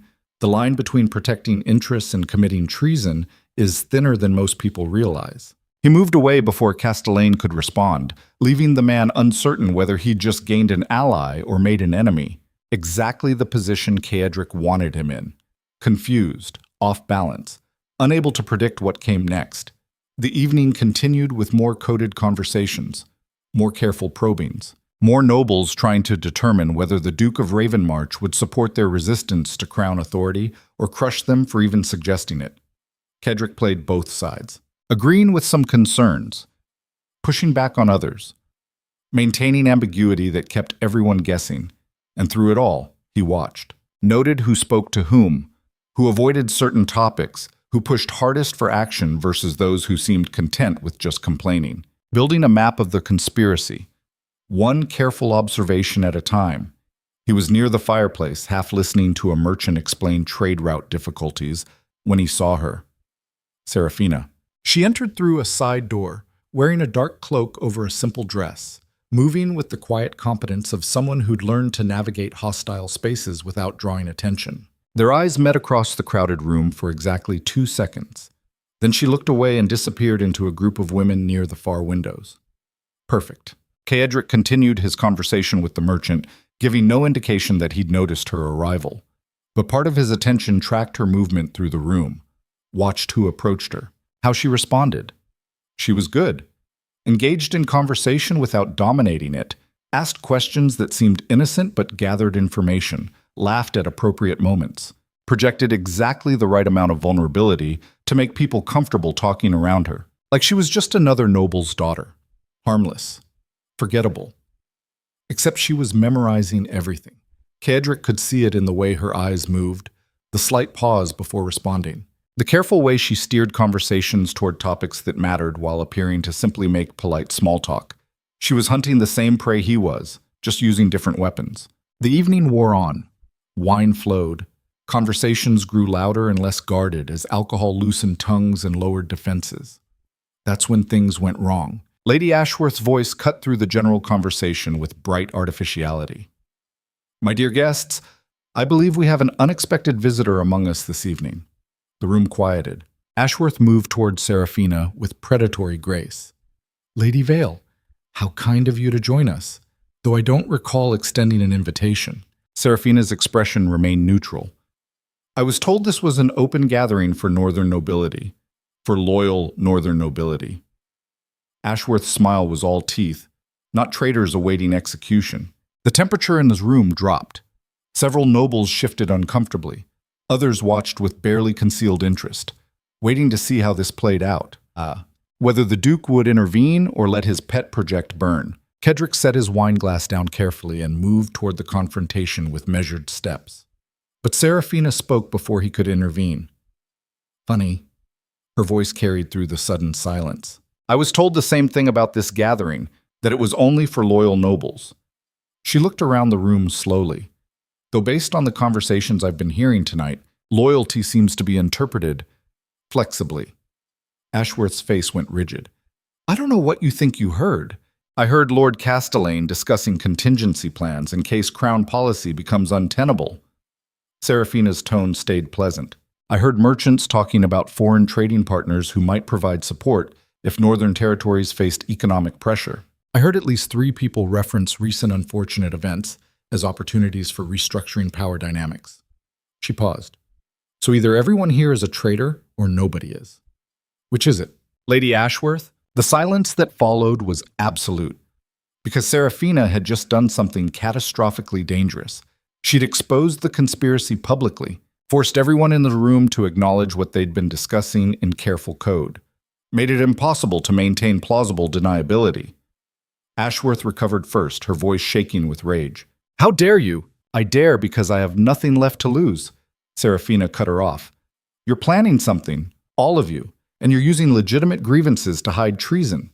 She turned to face Cadric directly. So I'll ask your grace the same question. Are we all traitors here, or is this just politics by another name? The room held its breath, because Seraphina had just forced Cadric's hand, made him choose publicly whether he was part of the conspiracy or against it, whether he'd protect her or sacrifice her, whether survival meant joining them or destroying them. Cadric felt every eye in the room lock onto him, felt the weight of the decision pressing down like physical force. This was the point of no return, the moment where whatever he said next would determine everything that followed. He looked at Seraphina, saw the fierce determination in her eyes, the understanding that she'd just gambled everything on a single throw. She'd burned the conspiracy down around herself to protect him, forced them to show their hand before they were ready, given him exactly what he needed to eliminate the threat, at the cost of her own safety. Cadric made his choice. Lady Vale raises an interesting question. His voice cut through the tension like a blade. One I think deserves a proper answer. He turned to face the assembled nobles. Is this treason or politics? The distinction, as we all know, depends entirely on who wins. The words hung in the air like an executioner's blade suspended mid-swing. Is this treason or politics? The distinction, as we all know, depends entirely on who wins. Cadric watched the nobles' faces shift through a rapid sequence of reactions. Shock. Confusion. Calculation. The desperate mental gymnastics of people trying to determine whether he'd just declared himself an ally or signed their death warrants with plausible deniability. Lady Ashworth recovered first, though her voice trembled slightly. Your Grace, I assure you this gathering was meant merely as an opportunity for concerned citizens to discuss concerned citizens. Cadric's tone could have frozen blood. Is that what we're calling conspirators now? The room went deathly silent. Ashworth's face drained of color. Your Grace, there's been a misunderstanding. Has there? Cadric moved through the assembled nobles with predatory grace. Because from where I stand, it appears quite clear. You've been meeting in secret, discussing resistance to Crown authority, planning what happens if certain political structures become untenable. He paused, letting each word land like a physical blow. That's textbook conspiracy. The only question is whether it's conspiracy to protect legitimate interests or conspiracy to commit treason. Lord Escalating stepped forward, his hands raised in a placating gesture. Your Grace, we would never suggest anything that would harm Ravenmarch's position. These discussions are purely theoretical. Theoretical. Cadric's laugh was cold and sharp. The same word people use right before their theoretical plans become actual executions. He could feel the panic spreading through the room like poison through water. Nobles exchanging glances, hands moving toward weapons that weren't there, bodies tensing for flight or fight. This was the moment. The fulcrum where everything balanced on a knife's edge. Cadric could crush them right now. Have his guards arrest everyone present. Drag them back to Ashbourne Keep and interrogate them until the full scope of the conspiracy revealed itself. It would be efficient, brutal, exactly what the ruthless Duke was known for. But it would also be stupid, because conspiracies weren't defeated by cutting off visible heads. They were defeated by understanding the entire organism, finding the brain that controlled the body, the money that funded operations, the foreign powers providing support. Arresting everyone here would just drive the real architects deeper underground. So Kaedric made a different choice. But his voice softened slightly, becoming almost conversational. I'm not entirely unsympathetic to your concerns. The Crown has been increasingly aggressive in northern territories. Taxes have risen. Trade restrictions have hurt legitimate commerce, and the king's advisors seem remarkably disconnected from the realities of border management. He could see confusion rippling through the crowd, uncertainty about where this was going, which means perhaps these theoretical discussions have merit. Perhaps northern territories do need contingency plans. Perhaps protecting our interests requires more coordination than we've previously attempted. Castellane's eyes narrowed. Your Grace, are you suggesting... I'm suggesting that if such plans exist, they should be developed carefully, intelligently, with proper leadership that understands the stakes. Kaedric let the implication settle. Leadership like me. The shift in the room was almost physical. Hope replacing fear. Calculation replacing panic. Because they thought he was joining them. Thought the ruthless Duke had just declared himself part of their conspiracy. Lady Ashworth's voice came out breathless with relief. Your Grace, if you're willing to consider... I'm willing to listen. Kaedric cut her off. To hear your full plans. Understand your connections. Evaluate whether this theoretical resistance has any chance of success, or if it's just suicide with extra steps. He paused. But I need complete transparency. No more secrets, no more coded language. If we're going to discuss treason, we do it honestly. The nobles exchanged glances again, this time with something approaching excitement. They were taking the bait. Of course, Your Grace. Castelaine bowed. We would be honored to share everything. Our contacts, our resources, our timeline for... Not here.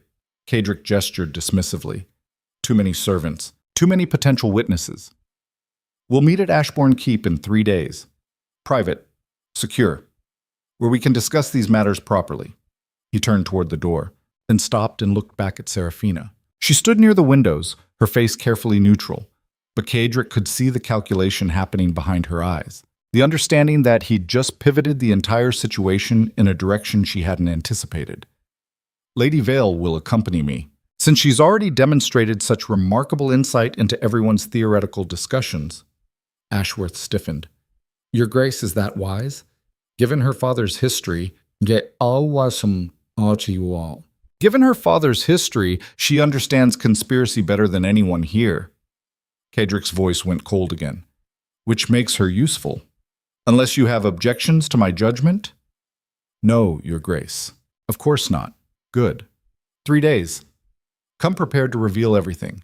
Because if I'm risking my position on your theoretical plans, I expect complete honesty in return. He walked out without waiting for responses, Seraphina following silently behind. The carriage ride back to Ashbourne Keep was conducted in absolute silence. Kaedric stared out the window at darkness, broken only by occasional torchlight. His mind raced through implications and contingencies. What he just set in motion would either expose the entire conspiracy or destroy him completely. No middle ground, no safe options, just calculated risk wrapped in deception. Beside him, Seraphina sat rigid and motionless, not speaking, barely breathing. Finally, as the keep came into view, she broke the silence. You're not joining them. No, you're setting a trap. Yes, by pretending to be part of their conspiracy until they reveal everything, then crushing them all at once. Kaedric turned to look at her. The moonlight through the carriage window cast half her face in shadow. That's one interpretation. What's the other? That I actually am joining them. Using their network to build power independent of the crown. Preparing for the day when royal authority becomes genuinely untenable. He paused. Which version do you believe? Seraphina met his eyes without flinching. I believe you're keeping your options open. Playing both sides until you see which one offers better survival odds. Smart girl. Is that what I'm doing? Kaedric leaned back against the carriage seat. Or am I genuinely conflicted about whether the crown deserves loyalty anymore? Does it matter? To you? No. To me? Kaedric stared out the window again. I'm still deciding. The carriage rolled through Ashbourne Keep's gates and came to a stop in the courtyard. Guards moved forward to open doors and provide escort. Kaedric descended first, then offered his hand to help Seraphina down. She took it without hesitation, her fingers cold against his palm. For a moment they stood there in the torchlit courtyard, connected by that single point of contact. Then she pulled away and spoke quietly. "Thank you for not leaving me there." "I didn't do it for you." Kadrick's voice was flat. "You're still useful. That's all." Of course. But something in her expression suggested she didn't entirely believe him. And the terrifying part was that Kadrick wasn't sure he believed himself either. The next 48 hours passed in careful preparation.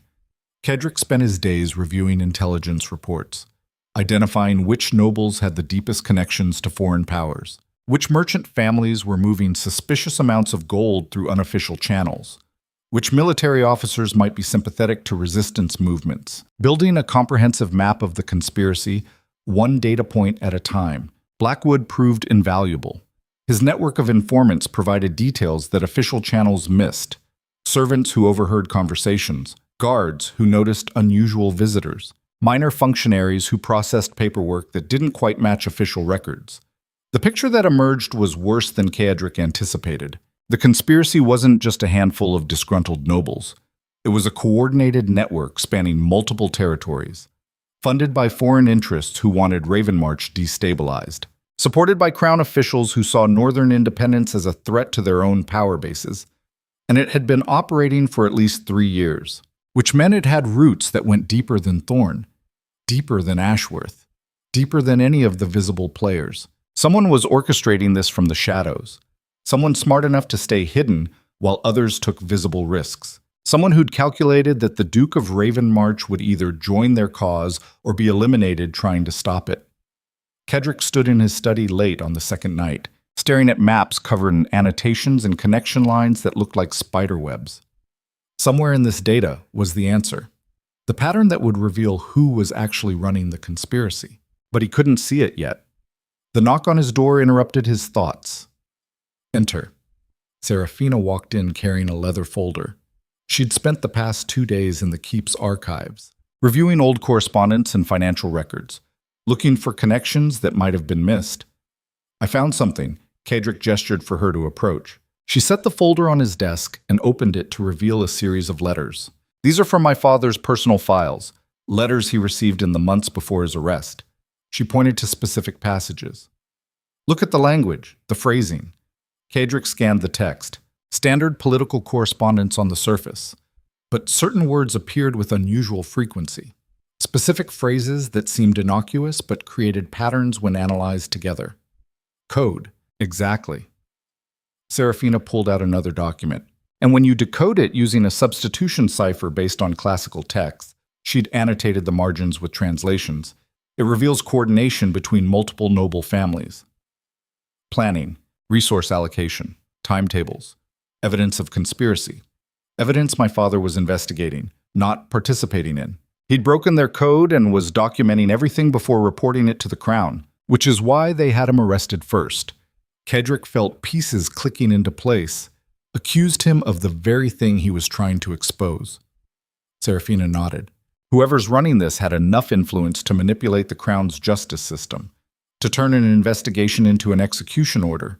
That level of access meant someone close to the king, someone with the authority to shape how information reached royal attention, someone in the capital. Kadrick's mind raced through possibilities. Crown advisors, military commanders, members of the royal family itself. The conspiracy wasn't just northern nobles planning resistance. It was a coordinated effort involving people at the highest levels of the realm, and they'd invited him to a meeting in less than 24 hours. This changes everything.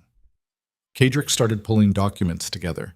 If they have Crown infiltration this deep, the meeting tomorrow isn't just about revealing their network. It's a test to see if I'm genuinely committed or if I'm gathering evidence. So what do? We? Kadrick looked at her sharply. Serafina's expression was defiant. "You don't honestly think I've come this far just to sit in my chambers while you walk into a trap alone? That's exactly what you're going to do. It's too dangerous." "Everything's dangerous." She crossed her arms. "But I know these people, know how they think, how they operate. I can help you navigate whatever they throw at you by getting yourself killed." "Maybe." Her voice stayed level. But I'd rather die trying to destroy the conspiracy that murdered my father than survive by hiding while you do it alone. The honesty was brutal, complete, and it struck something deep in Kedrick's chest that he'd thought had died years ago. The understanding that someone was choosing to stand beside him, not because of power or fear or strategic calculation, but because they shared the same enemy, the same need for justice wrapped in vengeance. Fine. The word came out rougher than he intended. But you follow my lead. Don't speak unless I give you permission. And if things go wrong, you run. Understand? Serafina smiled slightly. I understand that you just gave me orders you know I won't follow if it comes down to survival. Probably. They stood there in the study, surrounded by evidence of conspiracy and maps of betrayal, and Kedrick felt the armor around his chest crack wider. Because working with someone was different than using them. Partnership was different than possession. And the moment he started thinking of Serafina as an ally instead of an asset was the moment he'd already lost the detachment that kept him safe. But he couldn't seem to stop. Get some rest. Tomorrow we'll test whether we're as clever as we think we are, or whether we're just walking into an execution we can see coming. That too. Serafina moved toward the door, then paused. Your Grace? Yes? Whatever happens tomorrow, whether we expose them or they expose us, thank you for giving me the chance to fight back. Even if it kills me, it's better than dying on my knees waiting for someone else's mercy. She left before he could respond. Kedrick stood alone in his study and felt something fundamental shift inside him. Because Serafina Vale had just articulated the exact philosophy he'd built his entire life around. That agency mattered more than safety. That choosing how you died was more important than desperately clinging to life.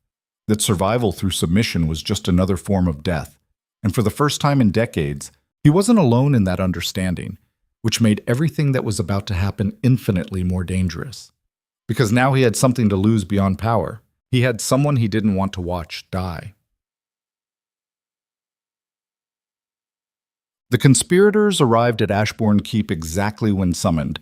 Kedrick received them in the fortress's war room, a circular chamber deep in the keep's interior.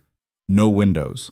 One entrance. Walls lined with weapons and battle maps that served as both decoration and subtle threat. The perfect place for conversations that required absolute privacy, or absolute containment. 15 nobles filed in under guard escort. Castellane, Ashworth. Several others whose names appeared prominently in Thorne's network. Minor players elevated to major roles through careful positioning and ruthless ambition. They arranged themselves around the central table with varying degrees of confidence and nervousness. Kedrick stood at the head of the table, Blackwood at his right hand. Serafina stood near the back wall, silent and observant. Thank you for coming. Kedrick's voice was formal, cold. I appreciate your willingness to discuss these sensitive matters openly. Castellane bowed. The honor is ours, Your Grace. We've long hoped that Ravenmarch might see the necessity of coordinated northern resistance to crown overreach. Resistance. Such a careful word. Rebellion's respectable cousin. Before we proceed, I need to establish ground rules. Kedrick gestured to the closed door behind them. This room is secure. No servants, no witnesses beyond those present. What's said here stays here. He paused. Which means complete honesty. No more coded language, no more theoretical discussions. If we're planning treason, we acknowledge it explicitly. The nobles exchanged glances. Some looked relieved, others worried. Lady Ashworth spoke carefully. Your Grace, we prefer to think of it as protecting legitimate interests rather than... Call it what it is. Kedrick's voice cut through her deflection like a blade. You're planning to resist crown authority through force if necessary. That's rebellion. Own it or leave now. Silence stretched for several heartbeats. Then Castellane straightened his shoulders. You're right. We are planning rebellion, coordinated resistance across multiple northern territories, with foreign backing and military support sufficient to succeed. There it was. The admission that couldn't be walked back. Kedrick leaned forward. Tell me everything. Who's funding you? What alliances you've secured? What your timeline looks like? Leave nothing out. Castellane pulled out documents and spread them across the table. Maps, financial records, letters of support from foreign powers, the conspiracy in explicit detail. As he spoke, Kedrick's trained mind cataloged every piece of information. The network was even larger than he'd suspected. Coordination with 3 separate foreign kingdoms. Gold moving through banking houses in the capital itself. Military officers positioned to provide intelligence and sabotage Crown responses. And a timeline that suggested they were weeks away from making their first major move. This is impressive. Kedrick kept his voice neutral. But I noticed something missing. What's that? Leadership structure. You've outlined resources and tactics. But who's making final decisions? Who coordinates between all these moving parts? The question hung in the air. Castellane's expression flickered with something that might have been uncertainty. That information is compartmentalized for security purposes, meaning you don't know. Kedrick watched his reaction carefully. You're following orders from someone you can't identify. We have contacts, secure channels of communication. The specifics are protected to prevent exactly the kind of exposure that I'm attempting right now. Kedrick finished the sentence. By pretending to join your conspiracy while actually gathering evidence to crush it. The temperature in the room dropped to Arctic levels. Castelaine went pale. Your Grace, I don't understand. Don't you? Kedrick's voice went deadly quiet. You've just revealed your entire network to someone you barely know, handed me detailed documentation of treason, admitted to foreign alliances and military corruption. He paused. Either you're catastrophically stupid, or you were ordered to do exactly this. Which is it? The silence that followed was absolute. Then the door behind them opened, and Lord Blackwood stepped through, followed by a dozen armed guards. Kedrick's blood turned to ice, because Blackwood was supposed to be standing beside him, not entering from outside with soldiers whose loyalty he'd never questioned, not moving with the confident authority of someone who'd been in control all along. Forgive the deception, Your Grace. Blackwood's voice carried none of its usual deference, but this needed to play out exactly as it did. Kedrick's hand moved toward the sword that wasn't there. He'd entered the war room unarmed as a gesture of good faith. Catastrophic mistake. Blackwood. The name came out like a curse. My lord. Blackwood bowed with exaggerated formality. Though I suppose formalities are somewhat irrelevant now, since you've just exposed yourself as either a would-be traitor or an incompetent investigator. He paused. Either way, you're no longer useful to anyone. The guards moved into position, blocking the door, surrounding the table, weapons drawn. Kedrick calculated angles and odds with desperate speed. 15 conspirators, 12 guards, 2 exits if he could reach the hidden passages. But Serafina was across the room and his eyes found her. She stood frozen near the back wall, her face drained of color, staring at Blackwood with an expression of absolute horror, because she'd trusted Kedrick's judgment, followed him into this room. And now she was trapped because he'd been played like an amateur. Lord Castelaine recovered from his shock first. I don't understand. You said the Duke needed to reveal himself. He did. And he has. Blackwood gestured dismissively. Duke Ashbourne just demonstrated that he's either incompetent at conspiracy or actively working against us. Either way, he can't be allowed to continue holding power. This isn't what we agreed. Ashworth's voice shook. You said if he joined us, if he joined genuinely, he'd be valuable. If he was pretending, he'd be eliminated. Blackwood's expression was cold. Did anyone here actually believe the ruthless Duke would commit treason based on one conversation? He moved closer to Kedrick. You've spent decades building a reputation for loyalty to the crown, for crushing anyone who threatens stability, for being the king's most reliable enforcer in the north. And these idiots thought you'd throw that away to join their amateur rebellion? Blackwood laughed, a harsh, bitter sound. You were never going to join them, Your Grace. You were gathering evidence, planning to expose the conspiracy. Probably had documents already prepared to send to the capital. He wasn't wrong. Kedrick had been doing exactly that. Building a case. Preparing to deliver the conspirators to Crown Justice wrapped in irrefutable evidence. But he'd underestimated one critical variable. He'd trusted Blackwood, the man who'd served him for years, who'd provided intelligence, who'd stood at his right hand through countless political battles, the man who'd been the conspiracy's architect all along. You've been running this since the beginning. Kedrick's voice was flat. Thorn. The merchant attacks, everything, not quite everything. Blackwood pulled out a letter bearing royal seals. But enough. Including your arrest warrant, signed by the king himself. He held up the document so Kaedric could see the official stamps and signatures. Authentic, legal, irreversible. Duke Kaedric Ashbourne, you are hereby charged with conspiracy to commit treason, planning rebellion against crown authority, colluding with foreign powers. The penalty is death, execution to be carried out immediately. Blackwood's smile was cruel. The irony is beautiful. You spent your entire life serving the crown, and they're going to kill you for a treason you never actually committed, because I framed you perfectly. The pieces fell into place with sickening clarity. Blackwood had been feeding information to both sides, to the conspirators about crown vulnerabilities, to the crown about northern rebellion, playing both against each other while positioning himself to seize power in the chaos. And he'd used Kaedric as the perfect scapegoat, the powerful duke whose downfall would terrify other potential rebels, while eliminating the one person capable of actually stopping the conspiracy.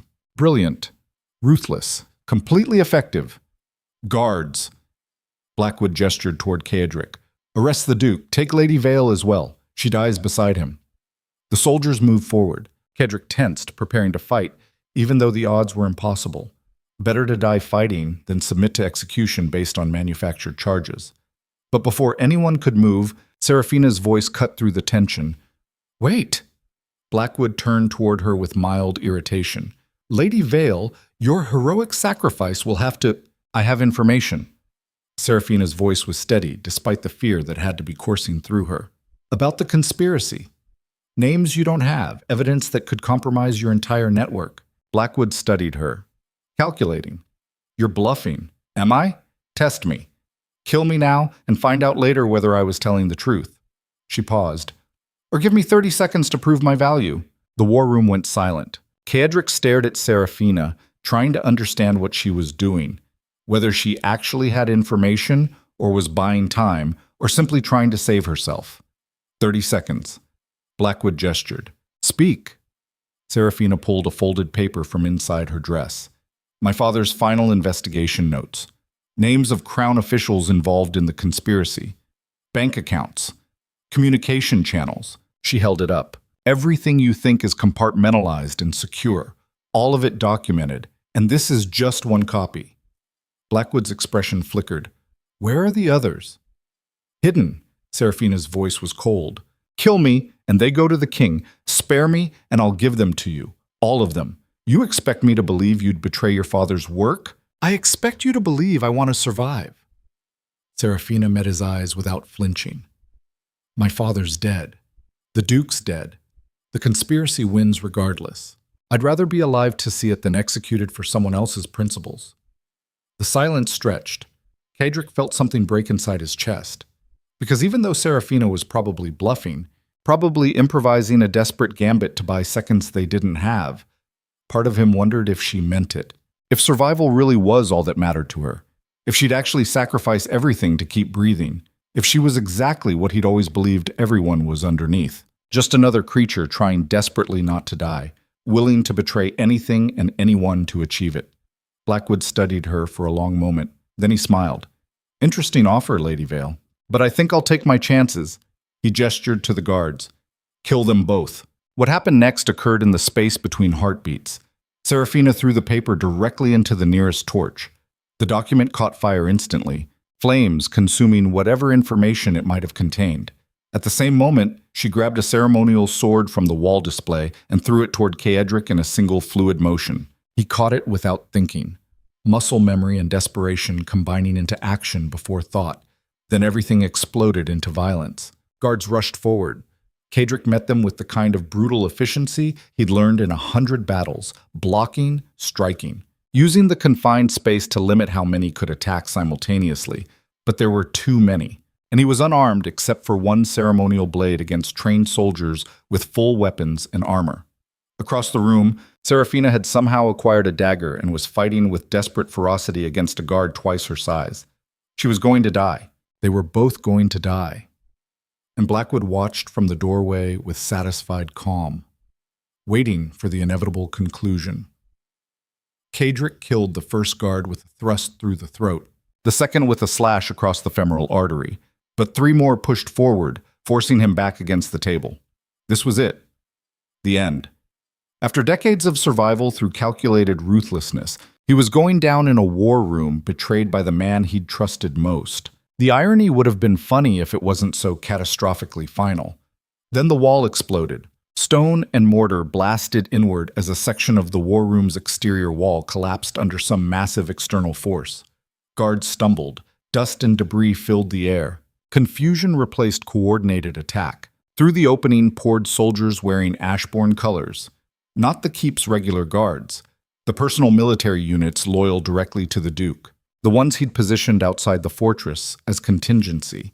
Because Caedric hadn't trusted anyone completely. Not even Blackwood. He'd prepared for betrayal. Just not from this direction. The war room descended into chaos. Soldiers fighting soldiers. Nobles scattering. Blackwood screaming orders that no one could hear over the sound of combat. Caedric fought his way toward Seraphina. She was bleeding from a cut across her shoulder, but still standing. Still fighting. He grabbed her arm and pulled her toward the destroyed wall. Toward escape. Toward survival that was somehow still possible despite everything.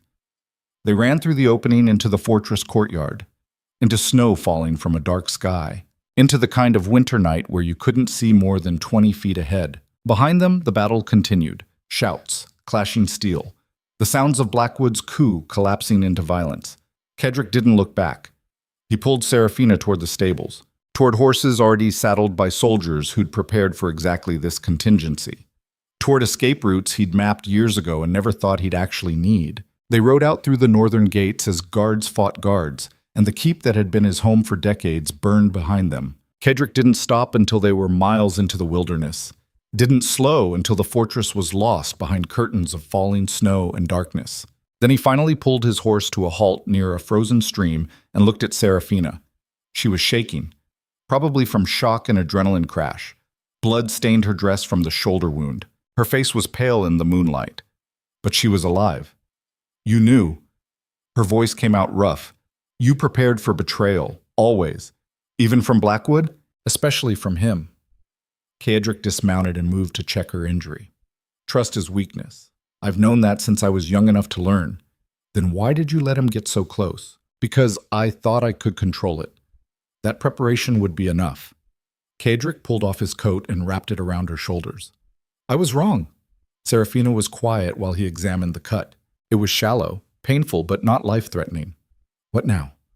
Her voice was barely a whisper. Now? Caedric looked back toward where Ashbourne Keep burned against the night sky. Now we have nothing. No home, no army, no allies. Blackwood has the keep, has the conspiracy, has arrest warrants that make us fugitives. He met her eyes. We're dead if we're caught. Dead if we run. Dead if we do nothing. So we have exactly one option left. What's that? We become something more dangerous than everything trying to kill us. Caedric helped her onto her horse. We stop defending, stop reacting, stop trying to survive inside someone else's game. We burn their entire world down and build something new from the ashes. Seraphina stared at him. You've lost everything. Your fortress, your position, your reputation. And your response is to escalate? My response is to stop pretending that playing by their rules will ever result in anything but betrayal. Caedric mounted his own horse. I spent decades being the crown's loyal enforcer, the reliable duke who crushed threats and maintained order. And they're trying to execute me for treason I never committed while the actual traitor steals my home. He turned his horse north, toward mountains, toward wilderness, toward territory beyond anyone's control. So yes, I'm escalating, because the only thing more dangerous than the ruthless duke serving the crown is the ruthless duke with nothing left to lose. They rode into darkness, into winter, into a future that promised only violence and survival measured in days instead of years. Behind them, everything Caedric had built burned. Ahead of them, nothing waited except the need to become something he'd spent his entire life avoiding, something that cared about someone enough to fight for them instead of just using them, something that could feel again, even if feeling meant drowning in rage and betrayal and the desperate need for vengeance. The armor was cracking, breaking, falling away in pieces he couldn't stop. And for the first time in his life, Caedric Ashbourne was terrified, not of death, not of losing power, of becoming human enough to be destroyed by it. The mountain wilderness swallowed them whole. Kadric pushed their horses through knee-deep snow until the animals were heaving with exhaustion and frost clung to their manes like crystallized death. Behind them, any pursuit from Ashbourne Keep would be slowed by the same brutal terrain. Ahead, nothing waited except frozen wasteland and the kind of cold that killed quietly while you slept. But stopping meant dying, so they rode. Seraphina hadn't spoken since they'd fled the burning keep. She clung to her horse with white-knuckled determination, blood from her shoulder wound seeping through Kadric's coat wrapped around her. Her face was pale in the moonlight, lips going blue at the edges. Shock. Blood loss. Hypothermia starting its slow invasion. She had maybe an hour before her body shut down completely. Kadric scanned the landscape with desperate focus, looking for shelter. Anything. A cave. An abandoned hunting lodge. Even an overhang that might break the wind enough to… There. A dark shape against the mountainside. Too regular to be natural formation. Stone walls partially collapsed, but still standing. One of the old watchtowers from centuries past when border wars required constant vigilance. He guided their horses toward it, dismounted before they'd fully stopped, and caught Seraphina as she slid from her saddle. Her legs buckled. He held her weight against his chest and felt how cold she'd become. Too cold. Inside. Now. His voice came out rougher than intended. The watchtower's interior offered minimal protection. Walls with gaps where mortar had crumbled. A ceiling partially open to the sky. But one corner remained intact enough to block wind, and there was old wood scattered around that might burn if it wasn't too wet. Kadric laid Seraphina down on the driest patch of floor he could find and immediately started gathering wood. His hand shook. From cold. From adrenaline crash. From the bone-deep understanding that everything had just collapsed around him and survival was now measured in minutes instead of years. He'd lost his fortress. His position. His entire carefully constructed empire built over decades of ruthless calculation. And somehow the only thing that mattered was keeping one wounded woman alive through the night. The realization should have terrified him. Instead, it clarified everything with brutal simplicity. Power meant nothing if you had no one to protect. Control was worthless if exercised over ruins. Survival alone was just existence stretched thin until it snapped. He'd spent his entire life avoiding this exact vulnerability. This connection that turned self-preservation into something far more dangerous. But here he was anyway, building a fire with frozen fingers while a woman who'd trusted his judgment bled on cold stone because he'd underestimated his enemy, because he'd let Blackwood get close enough to destroy him, because despite all his preparation and paranoia, he'd still made the fatal mistake of believing competence equaled loyalty. The fire caught, small flames licking at dry wood underneath, growing, spreading, providing heat that felt like salvation. Kadric returned to Seraphina and carefully removed his coat to examine her wound properly. The cut was shallow but long, running from her shoulder across her upper back. Not immediately fatal, but bleeding steadily enough to be dangerous if left untreated. He tore strips from his shirt and used them to create pressure bandages. His hands moved with practiced efficiency learned from battlefield medicine. Stop the bleeding, clean the wound if possible, keep her warm, monitor for infection. Basic survival protocols that felt inadequate against the magnitude of what they were facing. Seraphina's eyes opened while he worked, unfocused, struggling to track his movements. We're dead.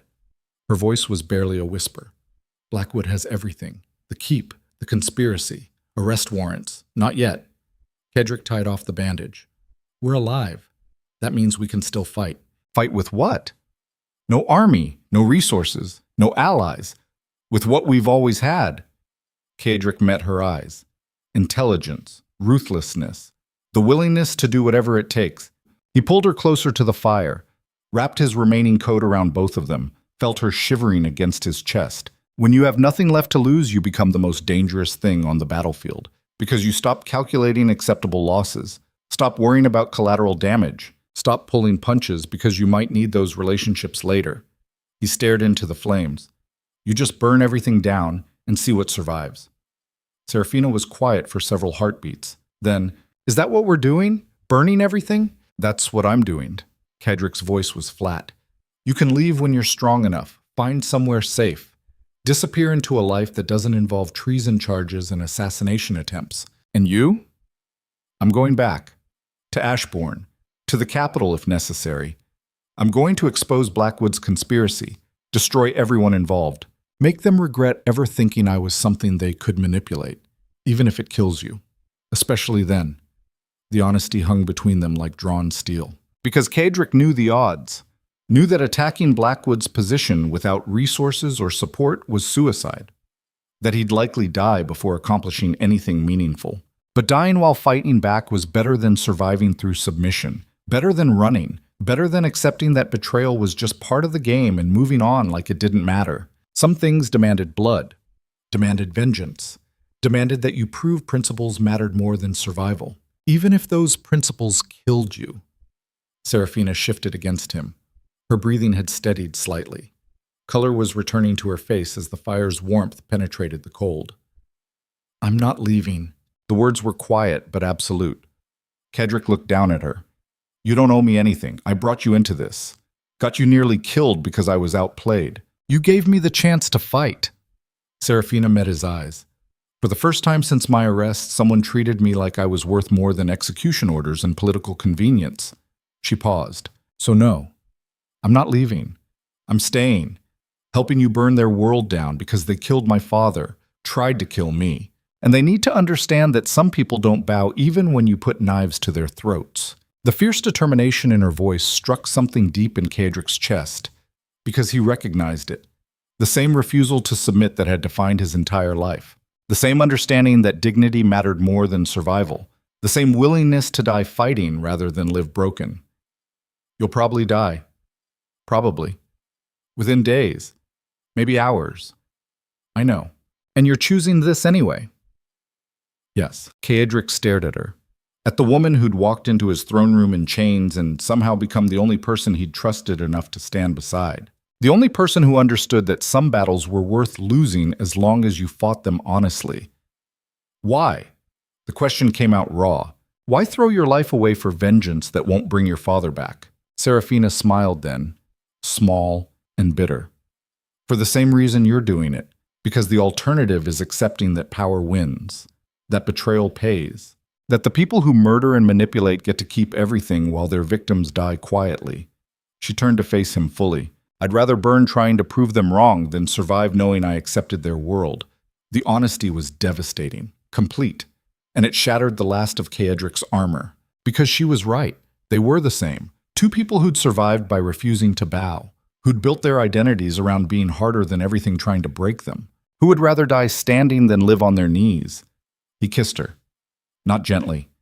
Not with any pretense of romance or affection. With the desperate hunger of someone who'd spent decades avoiding connection and was now drowning in it, who'd finally found someone who spoke his language, who understood that survival without dignity was just slower death.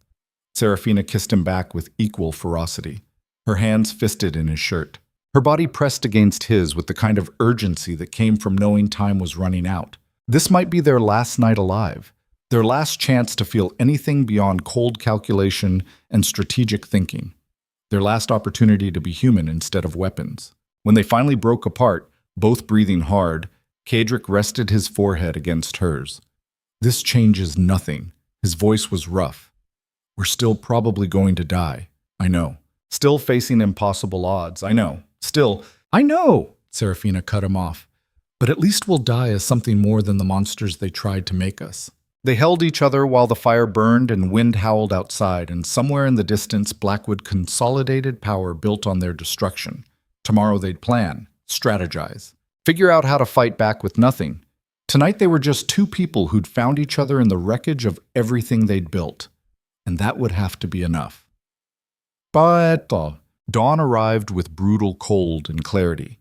Kadric woke to find Serafina already awake, staring at the dying embers of their fire with an expression he couldn't read. Her wound had stopped bleeding during the night. Color had returned to her face. She looked stronger, more focused, ready. "We need to move." His voice cut through the silence. "Blackwood will send hunters once he secures the keep." "Where do we go?" "We have no supplies, no weapons beyond what we're carrying, no allies." Kadric stood and moved to the watchtower's opening. Below them, the landscape stretched out in white wilderness. Behind them, smoke still rose from where Ashbourne Keep burned. Ahead, nothing but mountains and questions. "We go to the people Blackwood betrayed. the conspiracy members who thought they were building something and instead got used as pawns. He turned back to Serafina. They'll be desperate for leadership now that their network is exposed, angry at being manipulated, looking for someone to rally behind. You want to take over the conspiracy. I want to weaponize their anger, point it at Blackwood and the Crown officials who enabled him, turn his own tools against him. Serafina stood, testing her injured shoulder. Wincing but functional. That's insane. They tried to kill you. No. Blackwood tried to kill me. The conspirators were just following orders from someone they never met. Kadric pulled on what remained of his coat. Now they know they were being used. That makes them potential allies, or potential enemies who blame you for exposing them. Then I'll give them a better target, someone who actually deserves their rage. The plan was desperate, reckless, built on assumptions about human nature that might be completely wrong, but it was all they had. They left the watchtower and traveled east, toward territories held by minor nobles who'd attended Lady Ashworth's gathering, people who were now exposed as conspirators, facing arrest or execution, looking for any option that wasn't immediate death. The first estate they reached belonged to Lord Varro, the young noble who'd questioned Serafina at the reception. His manor was in chaos, servants packing, guards preparing for siege, the kind of frantic activity that preceded either flight or final stands. Kadric walked through the front gates without announcement. Guards rushed forward, weapons drawn, then froze when they recognized who stood before them. The Duke of Ravenmarch, alive, armed, looking like he'd survived his own execution. One of the guards ran inside. Moments later, Varro emerged. His face went pale when he saw Kadric. Your Grace, I heard you were dead? Kadric's voice was cold. Blackwood tried, failed. Now I'm here to offer you a choice. Varro's hand moved toward his sword. What kind of choice? The kind where you either join me in destroying the conspiracy that used you, or I leave you to face crown justice alone. Kadric stepped closer. Blackwood played us all. Made you think you were part of something meaningful while actually building his own power base. Now you're exposed, marked as traitors, waiting for armies that will come eventually. He paused. Unless you help me cut the head off the snake before it can strike. Varro's expression cycled through fear, anger, calculation. Why would I trust you? You were investigating us, gathering evidence. I was. Until I realized the real conspiracy was deeper than I thought. That Blackwood wasn't your ally any more than he was mine. Kadric's voice stayed level. So now we have a common enemy. Someone who needs to die before any of us are safe. And if I refuse, then you're on your own. Kadric turned toward the gate. Good luck surviving the week. He'd taken 3 steps before Varro called out. Wait. Kadric stopped. Didn't turn around. What do you need? Everything you have. Soldiers, resources, information about the conspiracy's structure. An absolute commitment to seeing this through regardless of cost. You're asking me to commit suicide. I'm asking you to fight back. Kadric looked over his shoulder. The difference is that one way you die on your knees, the other way you die standing. Varro was silent for several heartbeats, then, what's the target? Ashbourne Keep, then the capital, then everyone who thought they could manipulate northern territories without consequences. That's impossible. Blackwood has the fortress, has guards loyal to him, has crown backing. So did I. Kadric's voice went cold, until he took it. Now I'm taking it back. He extended his hand. Are you with me or not? Varro stared at the offered hand, at the Duke who'd lost everything and was somehow still fighting, at the choice between slow death through inaction or violent death through resistance. He took Kadric's hand. I'm with you. Good. Gather your soldiers. We move in 2 days. They repeated the process at 3 more estates. Each time, Kadric offered the same choice. Fight or die alone. Join or face the consequences without allies. Each time, the nobles chose to fight. Not because they trusted him, not because they believed they'd win, but because dying while striking back felt better than waiting for execution. Because people with nothing left to lose became the most dangerous force on any battlefield. They stopped calculating costs, stopped worrying about tomorrow. Just threw everything at the present moment and let consequences sort themselves out later. Within 48 hours, Kadric had assembled a force of 300 soldiers, not enough to take Ashbourne Keep through conventional assault, but enough to be dangerous if used correctly. They gathered in Varro's war room, spreading maps across the table. Kedrick pointed to weak points in the keep's defenses, places where he'd deliberately left vulnerabilities because he'd never expected to attack his own fortress. These passages connect to the lower levels. Blackwood knows they exist, but he doesn't know all of them. We can get 50 men inside before he realizes we've breached perimeter. Then what? Varro traced the routes. 50 men against however many Blackwood has? That's still suicide. It is if we fight conventionally. Kedrick marked another location. But we're not fighting to win the keep. We're fighting to create chaos, to make Blackwood panic, to force him into mistakes. While we do what? While I kill him personally. Kedrick's voice was flat. He's at the center of everything. Remove him, and the conspiracy collapses. His supporters scatter. Crown backing evaporates because they were supporting him, not the actual rebellion. One death solves everything, or one death accomplishes nothing, and we all die for a symbolic gesture. Lord Castellane had joined them, looking older and more haggard than the last time Kedrick had seen him. What makes you think killing Blackwood will be enough? Because I know how power structures work. Kedrick met his eyes. They're built on individuals. Remove the keystone, and everything falls. Blackwood doesn't have institutional support. He has personal alliances based on fear and manipulation. Take him out, and those alliances die with him. You're betting everything on that assumption. Yes. That's insane. Probably. Kedrick straightened. But I'm doing it anyway. So you can either join me or leave. Your choice. Castellane stared at him, then slowly nodded. I'm in. Not because I trust you, because I want to watch Blackwood bleed for what he did to us. Good enough. They planned through the night, identifying approach routes, timing the assault, coordinating multiple teams to hit different locations simultaneously, creating maximum confusion with minimum forces. Serafina watched from the edge of the room, her presence a constant reminder of what they were fighting for. Not power, not territory, not political advantage, justice, vengeance.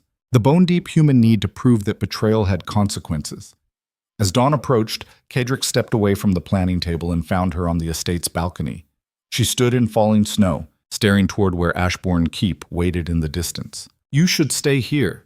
His voice was quiet. This assault is suicide. No reason for both of us to die. We already had this conversation. Serafina didn't turn around. I'm going. You'll slow us down. Your wound is healing, and I can fight. She finally looked at him.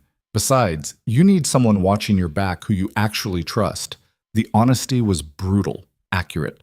Kedrick had assembled this force from desperate nobles who hated Blackwood but had no particular loyalty to him. They'd follow his plan because they had no better options. But the moment things went wrong, they'd scatter. Only Serafina would stay, would fight beside him until the end, because she wasn't there for strategy or survival. She was there because some betrayals demanded blood regardless of cost. If I die, when you die, she cut him off. Don't pretend the odds are anything but catastrophic. When I die.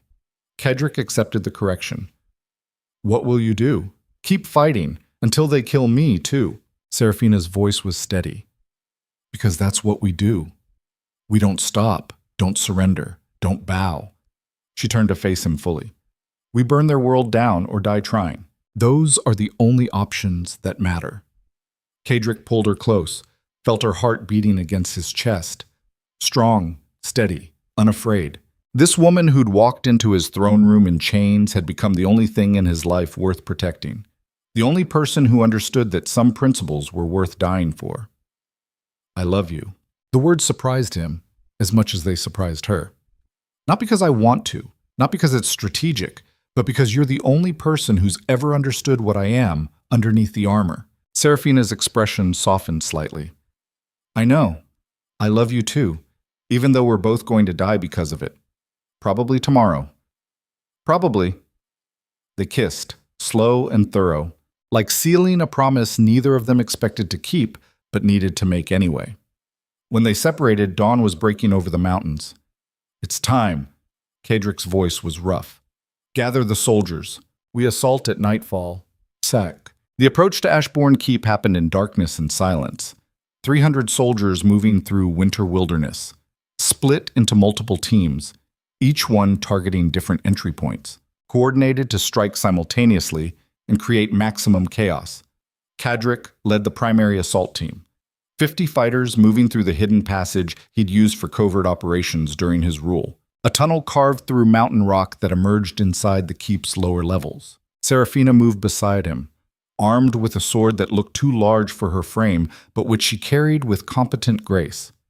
Her face was set with grim determination. Around them, soldiers checked weapons and tried not to think about the fact that they were attacking a fortified position held by superior forces with better equipment and defensive advantage. This was suicide dressed up as strategy, but it was also the only move they had. The tunnel opened into a storage room beneath the main keep, empty, dark, silent, too silent. Kedrick held up a hand, stopped the advance. Something was wrong. The room should have guards, should have activity, should have any sign of the fortress functioning above them. Instead, nothing. It's a trap. Serafina's whisper cut through the darkness. Before Kedrick could respond, torches flared to life. The storage room exploded with light and armed soldiers, dozens of them, positioned in alcoves and behind cover, weapons drawn, blocking every exit, and standing at the center, looking remarkably unsurprised, was Lord Blackwood. "Welcome home, Your Grace." His voice dripped with false courtesy. "I was wondering when you'd make your desperate attempt to reclaim what you've lost." Kedrick's hand tightened on his sword. "You knew we were coming." "Of course I knew." Blackwood smiled. "I know every passage in this keep, every hidden route, every secret you thought was yours alone." He gestured to the trapped soldiers. "Did you really think you could sneak into your own fortress using tunnels I've known about for years?" The realization hit Kedrick like a physical blow. Blackwood hadn't just betrayed him. He'd studied him, learned every contingency, predicted every move, prepared for this exact scenario. He'd been 3 steps ahead the entire time. "Your men are walking into similar traps throughout the keep," Blackwood continued. "Every entry point you plan to use, every coordinated assault, all of it anticipated, countered. Your entire force will be dead within the hour." He paused.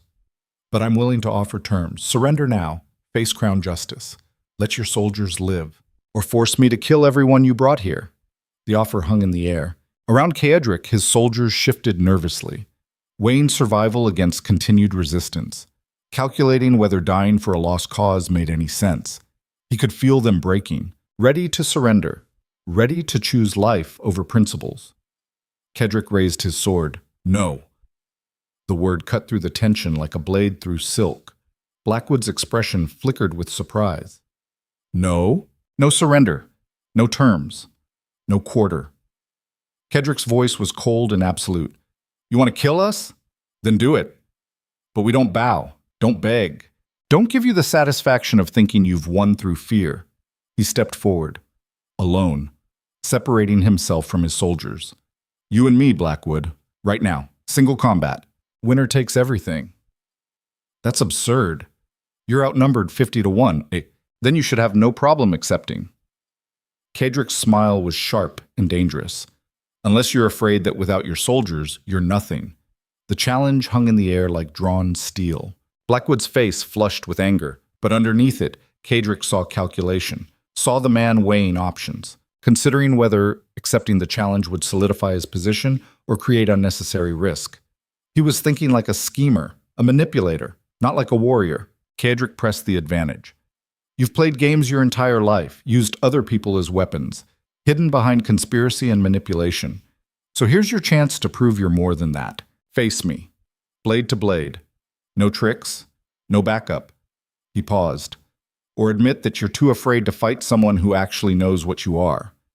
The soldiers were watching now, both sides, waiting to see how Blackwood would respond.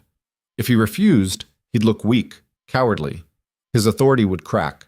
If he accepted, he'd be giving Kedrick exactly what he wanted, a chance to end this with blood instead of surrender. Blackwood drew his sword slowly. "Fine, single combat, to the death." He gestured to his soldiers. "Clear the center, give us room." They obeyed, creating a circle of empty space. An arena improvised from a storage room that smelled like dust and old stone. Kedrick and Blackwood faced each other across that space. 2 men who'd known each other for years, who'd worked together, built power together. trusted each other as much as people like them trusted anyone. And now only one of them would walk out alive. When you're dead, I'm taking Lady Vale as compensation. Blackwood's voice was quiet enough that only Cadric could hear. I'm going to make her watch while I burn every territory you ever controlled. Then I'm going to kill her slowly, make it hurt, make sure her last thoughts are about how you failed to protect her. The words were designed to provoke, to make Cadric angry, reckless. Instead, they clarified everything. Cadric smiled, cold and predatory. You talk too much. Then he attacked. The fight that followed was brutal and efficient. No fancy swordplay, no theatrical flourishes. Just two men trying to kill each other with steel and skill and the desperate understanding that losing meant death. Blackwood was good, better than Cadric expected. He'd clearly trained, prepared, anticipated this possibility. But Cadric had spent decades learning that survival meant being willing to pay costs others wouldn't, to take damage if it created openings, to trade blood for position. He fought like someone who'd already accepted death and was just determining how much damage he could do before it arrived. First blood went to Blackwood, a slash across Cadric's ribs that burned like fire and sent warmth spreading across his side.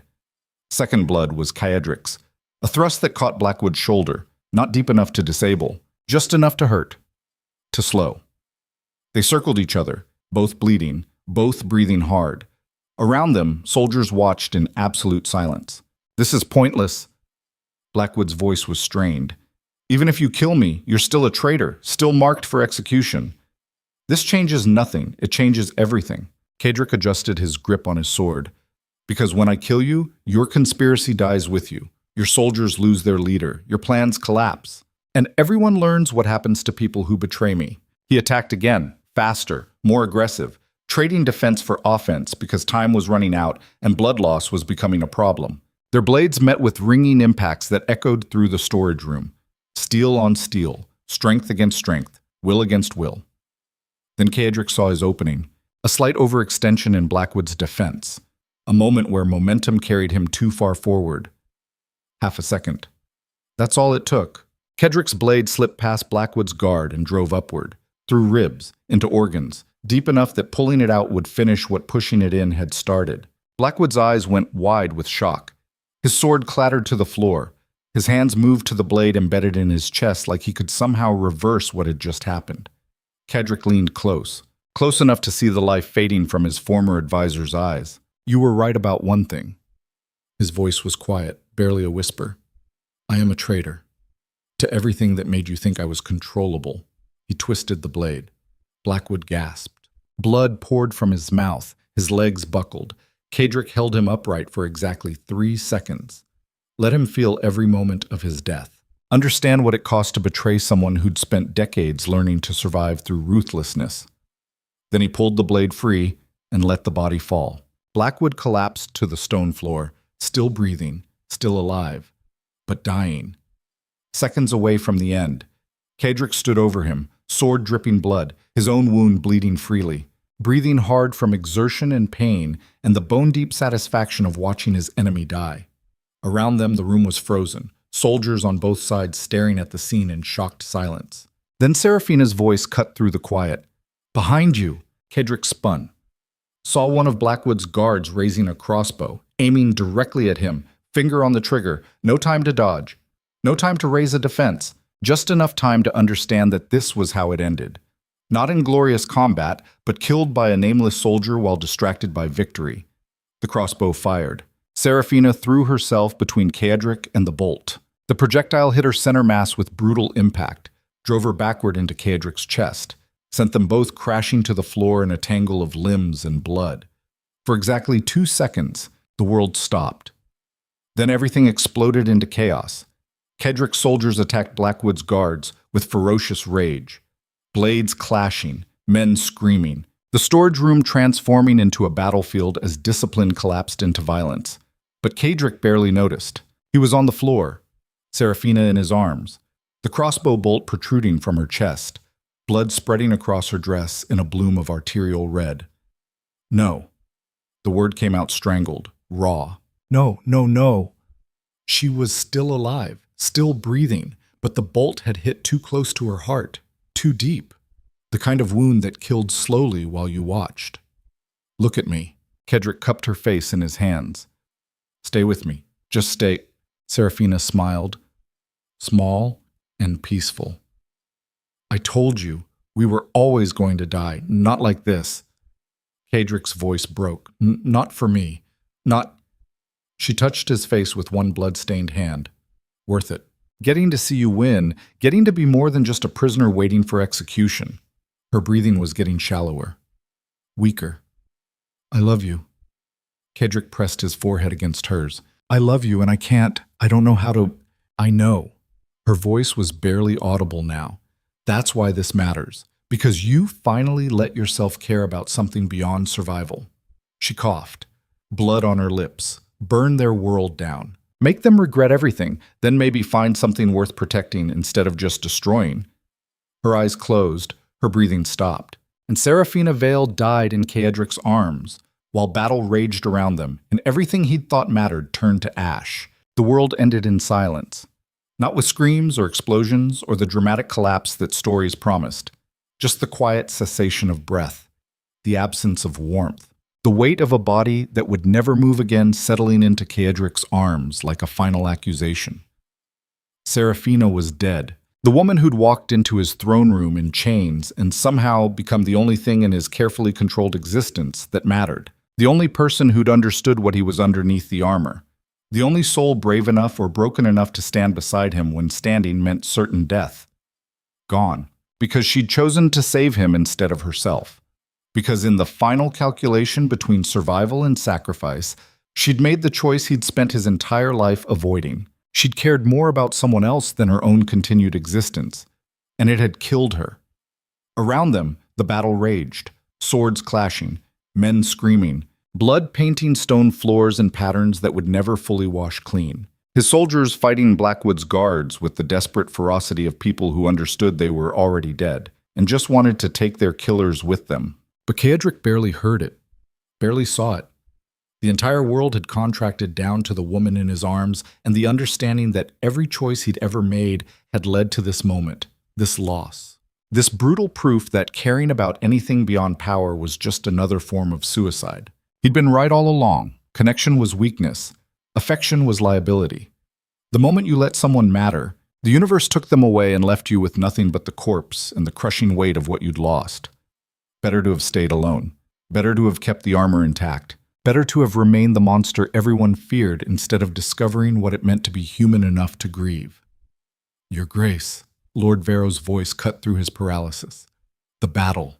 We're losing. Kedrick looked up, saw his soldiers being pushed back, outnumbered, outpositioned, dying in a storage room beneath a fortress he'd once ruled with absolute authority.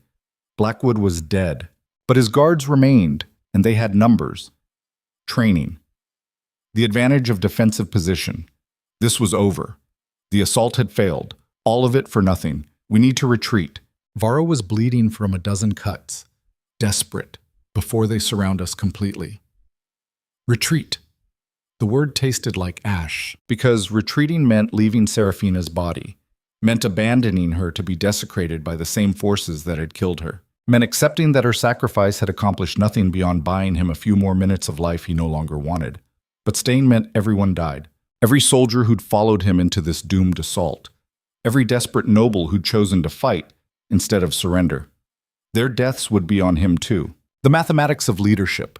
The brutal calculus that reduced human lives to numbers on a board. The same calculations he'd made 1,000 times before without hesitation. Except this time, the numbers included her. And he couldn't make them balance. Couldn't find the cold detachment that had always let him sacrifice pieces for larger victories. Because Serafina wasn't a piece, wasn't a strategic asset or an acceptable loss. She was the only thing that had ever made him feel like more than a weapon someone else had taught to think. Your Grace, Vero grabbed his shoulder. We have to go now. The physical contact snapped something inside Kedrick. He looked down at Serafina one final time, at her face, peaceful in death, at the blood staining her dress, at the crossbow bolt that had ended everything. Then he carefully laid her body on the cold stone floor and stood. His wound burned. Blood loss made the room tilt slightly. Exhaustion pulled at his limbs with physical weight, But underneath it all, something else emerged. Something colder and sharper than anything he'd felt before. Not grief. Not yet. Grief required time he didn't have. This was rage. Pure and absolute. The kind of fury that didn't burn hot but froze everything it touched into brittle clarity. Blackwood was dead. But his conspiracy remained. His guards. His network. Everyone who'd enabled this. Everyone who'd thought they could use Kaedric as a pawn and discard him when convenient. They were all going to pay. Pull back to the secondary positions. Kaedric's voice was flat, emotionless, exact. Hold the corridor junctions. Make them fight for every inch. We can't win. We're not trying to win. Kaedric picked up his sword. We're buying time. For what? For me to finish this.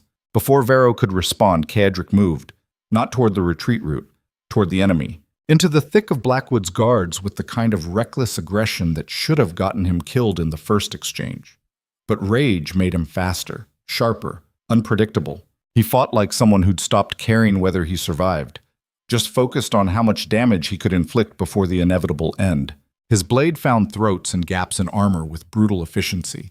Men fell before him, not because he was better, because he was willing to take wounds that would kill him later as long as they created openings now, trading his life for theirs, one cut at a time. Behind him his soldiers rallied. Seeing their commander fighting alone against impossible odds gave them something to anchor to, something to believe in, even if that belief was just the understanding that if they were going to die, at least they'd die fighting. The battle shifted, not winning, but not losing quite as fast. Kaedric pushed deeper into enemy ranks, searching for someone, anyone who looked like they might have authority. Because killing soldiers was just mathematics, but killing the person giving orders created chaos. And chaos was the only weapon he had left. He found his target near the back, an officer wearing better armor than the common guards, shouting orders, coordinating the defense. Kaedric cut through the intervening fighters with mechanical precision, took a sword thrust through his shoulder that sent lightning through his arm, ignored it, kept moving, reached the officer and drove his blade through the man's chest before he could raise a defense. The officer went down. The coordinated defense fractured. Guards looked around for new orders that didn't come. That's when the explosion started. The secondary assault teams, the ones Kaedric had positioned throughout the keep at different entry points.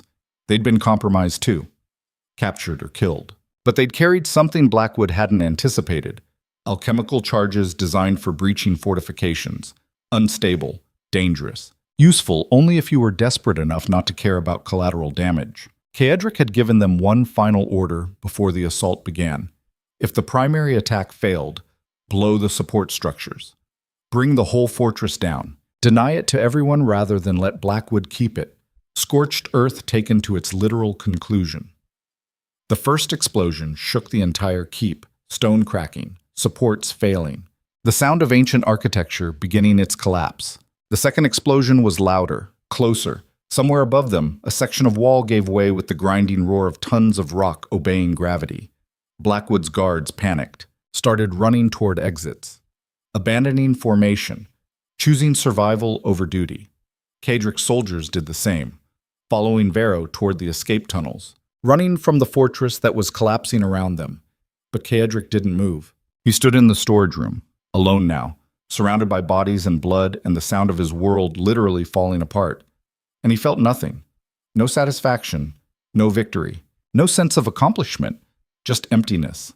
The vast hollow space where something important used to be before Serafina's death had carved it out and left nothing but the wound. He walked back to where her body lay, knelt beside her, touched her face one final time. She'd been right about everything. They were always going to die. The only question had been how, whether they'd face the end with dignity or desperation. She'd chosen dignity. Chosen to save someone she loved, even though it cost her everything.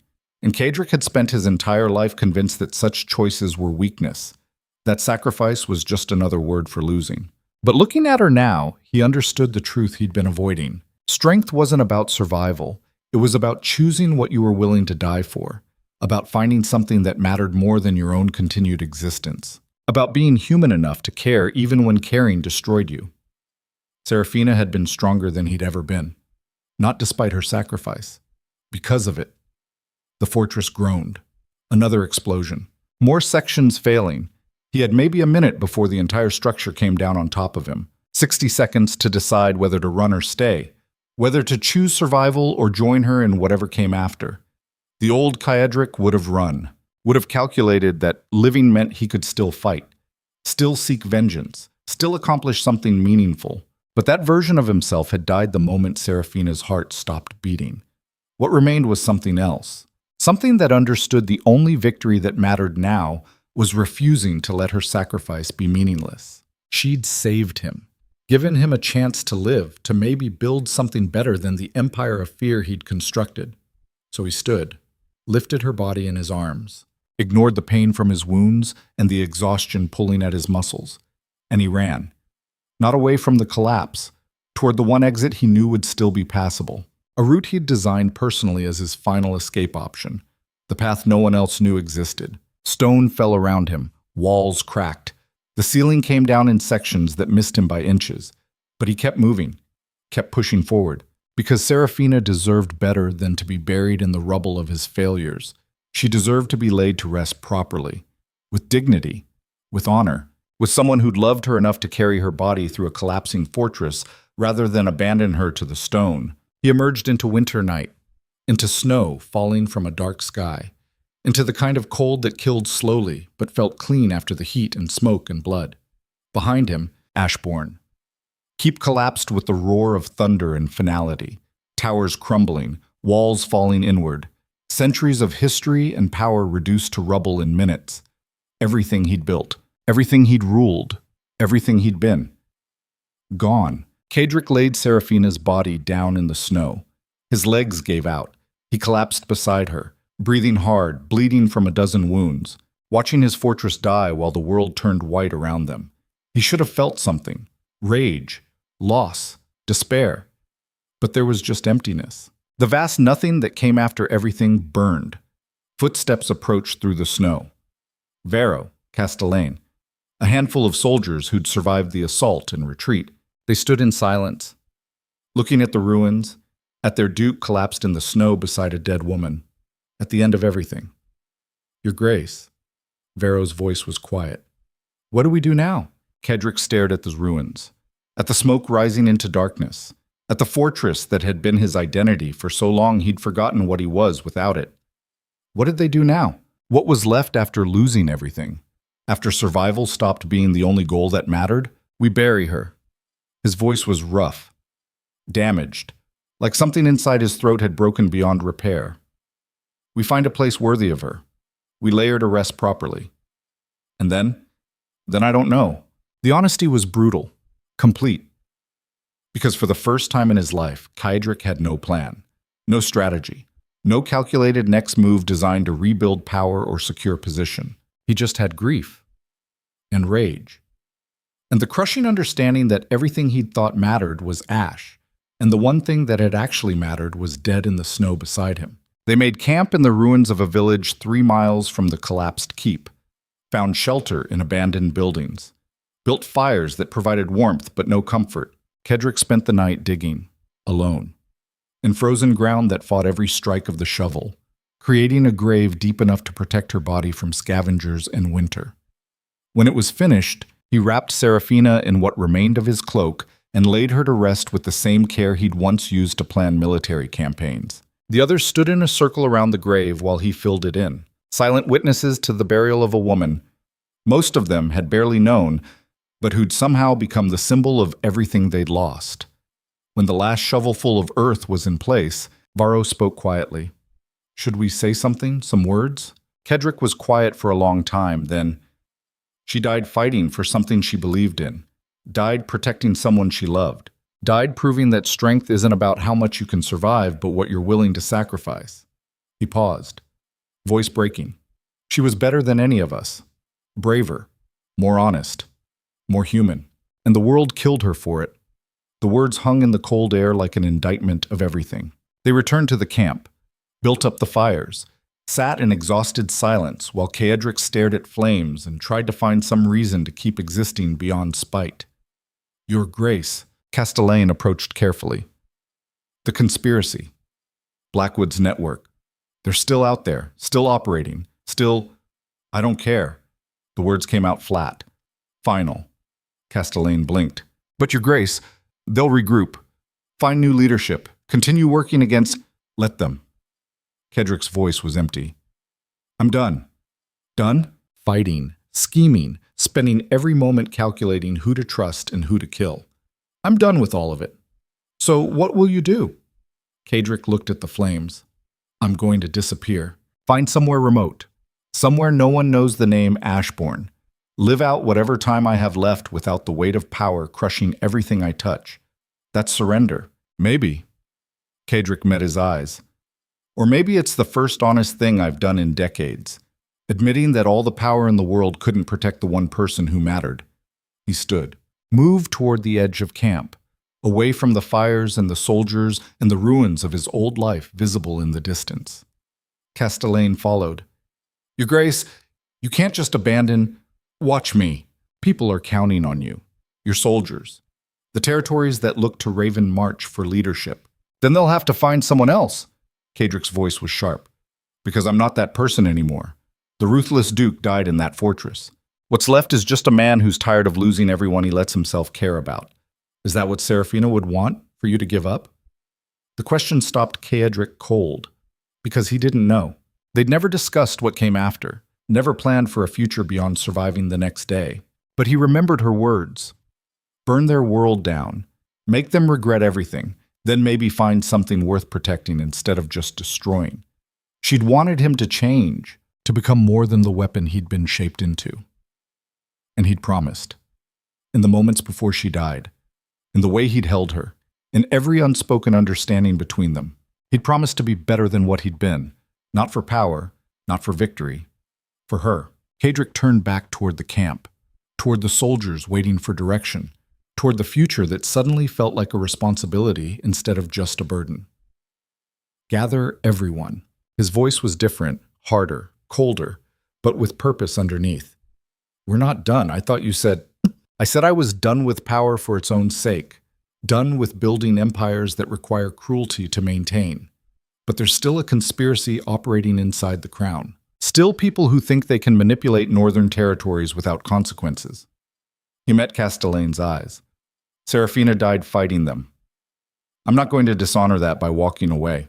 So what's the plan? We do exactly what she suggested. We burn their world down, not to seize power for ourselves, to make sure no one else can use it the way Blackwood did. That's still war.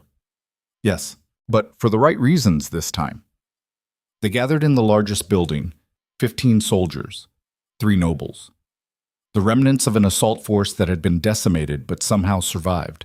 Kedrick stood before them. No throne, no fortress, no symbols of authority beyond the respect he'd earned through shared violence. Blackwood is dead. Ashbourne Keep is destroyed. But the conspiracy he built remains. It has roots in the capital, in crown institutions, in banking houses and military commands and noble families who think they can play games with people's lives without consequences. He paused. We're going to prove them wrong, not by seizing power, by dismantling it, by exposing every corrupt official, every false charge, every manipulation that's built this rotten structure. How? Varro's voice carried genuine curiosity. We have no resources, no political standing. No, we have something better. Kedrick's voice was cold. We have nothing left to lose, which makes us more dangerous than every calculating bureaucrat who's afraid of losing position. He pulled out the documents Serafina had saved, her father's investigation notes, evidence of the conspiracy, names and connections that Blackwood had tried to bury. We take this to the king directly, bypass the corrupted channels, force him to see what's been happening in his name. And if he refuses to act, then we make the information public. Release it to every noble house, every merchant guild, every territory that's been victimized by this conspiracy. Let the realm tear itself apart if that's what it takes to root out the rot. That's chaos. Yes. Kedrick met their eyes one by one, but sometimes chaos is the only cure for corruption that's dug in too deep for surgery. The room was silent, calculating, weighing the costs. Then Varro stood. I'm with you. Not because I think we'll win, because you're right. Some things need to burn. Castellane nodded. As am I. My family's already marked as traitors, might as well earn the title properly. One by one, the others agreed, tired, wounded, knowing the odds were catastrophic, but choosing to fight anyway, because the alternative was accepting that Serafina's death meant nothing, that all the sacrifice and blood had just been theater, and none of them could live with that. They left at dawn, moving south toward the capital, a ragged band of survivors who looked more like bandits than nobles, carrying documents that would either change everything or get them all executed. Kadric rode at the front, silent, focused. But inside, something had shifted. The armor he'd spent decades building wasn't gone. But it had cracks now, places where light got in, where feeling was possible even if it hurt. Serafina had done that, taught him that being human wasn't weakness, that caring about something beyond survival gave life meaning even if it made you vulnerable, that some principles were worth dying for, and some people were worth changing for. The journey took 2 weeks. They avoided main roads, traveled through wilderness and minor villages, gathered additional evidence along the way from territories that had been victimized by the conspiracy, building a case that couldn't be ignored or dismissed. By the time they reached the capital, their numbers had grown. Other nobles who'd been manipulated, merchants whose businesses had been destroyed, common people who'd lost family members to false charges and manufactured conflicts. An army built not from loyalty but from shared rage at a system that had failed them.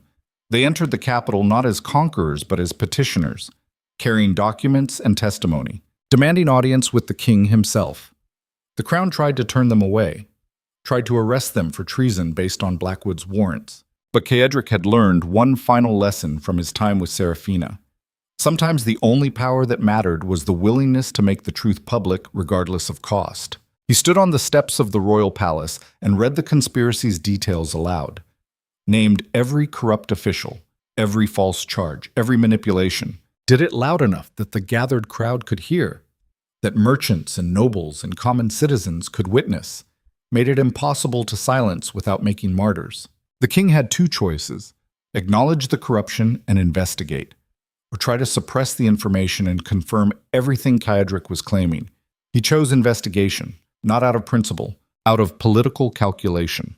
Because half the people Kadric had named were the king's own advisors, and if the accusations were true, it meant his own court had been playing him for years. The trials that followed were brutal, public, exposing depths of corruption that shocked even Kadric's cynical expectations.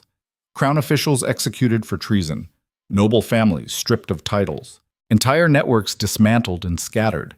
The conspiracy Blackwood had built didn't just collapse, it burned, taking half the realm's power structure with it. And through it all, Kadric testified, provided evidence, named names, but he didn't seek power, didn't try to rebuild what he'd lost, didn't position himself as the new authority. He just told the truth, then stepped back and let others decide what came next. Because he'd learned that power built on fear and control always turned on itself eventually, that the only sustainable foundation was something he'd spent his whole life avoiding: trust, transparency, the willingness to share authority instead of hoarding it, the things Serafina had embodied without even trying. When the trials concluded 6 months later, the king offered Kadric restoration. A new title, territory, position at court, everything he'd lost, returned with royal blessing and gratitude. Kadric refused. "I appreciate the offer, Your Majesty." His voice was respectful but firm. "But I'm done with titles and territories, done with building empires that require cruelty to maintain." "Then what will you do?" "Live quietly. Remember someone who deserved better than what this world gave her. Try to be the person she believed I could become." The king studied him for a long moment, then nodded slowly. "You've changed, Duke Ashbourne. I'm not a duke anymore." "No." The king smiled slightly. "You're something more dangerous, someone who learned that truth matters more than power." He paused. "I hope you find what you're looking for." Kadric left the capital the next day, rode north into territories that had once been Ravenmarch, past villages he'd ruled, past the ruins of Ashbourne Keep, now just broken stone and memories. He didn't stop until he reached the place where Serafina was buried. The grave was still there, undisturbed, marked by a simple stone he'd placed before leaving. Kadric knelt beside it, placed his hand on the cold earth. "I did what you asked.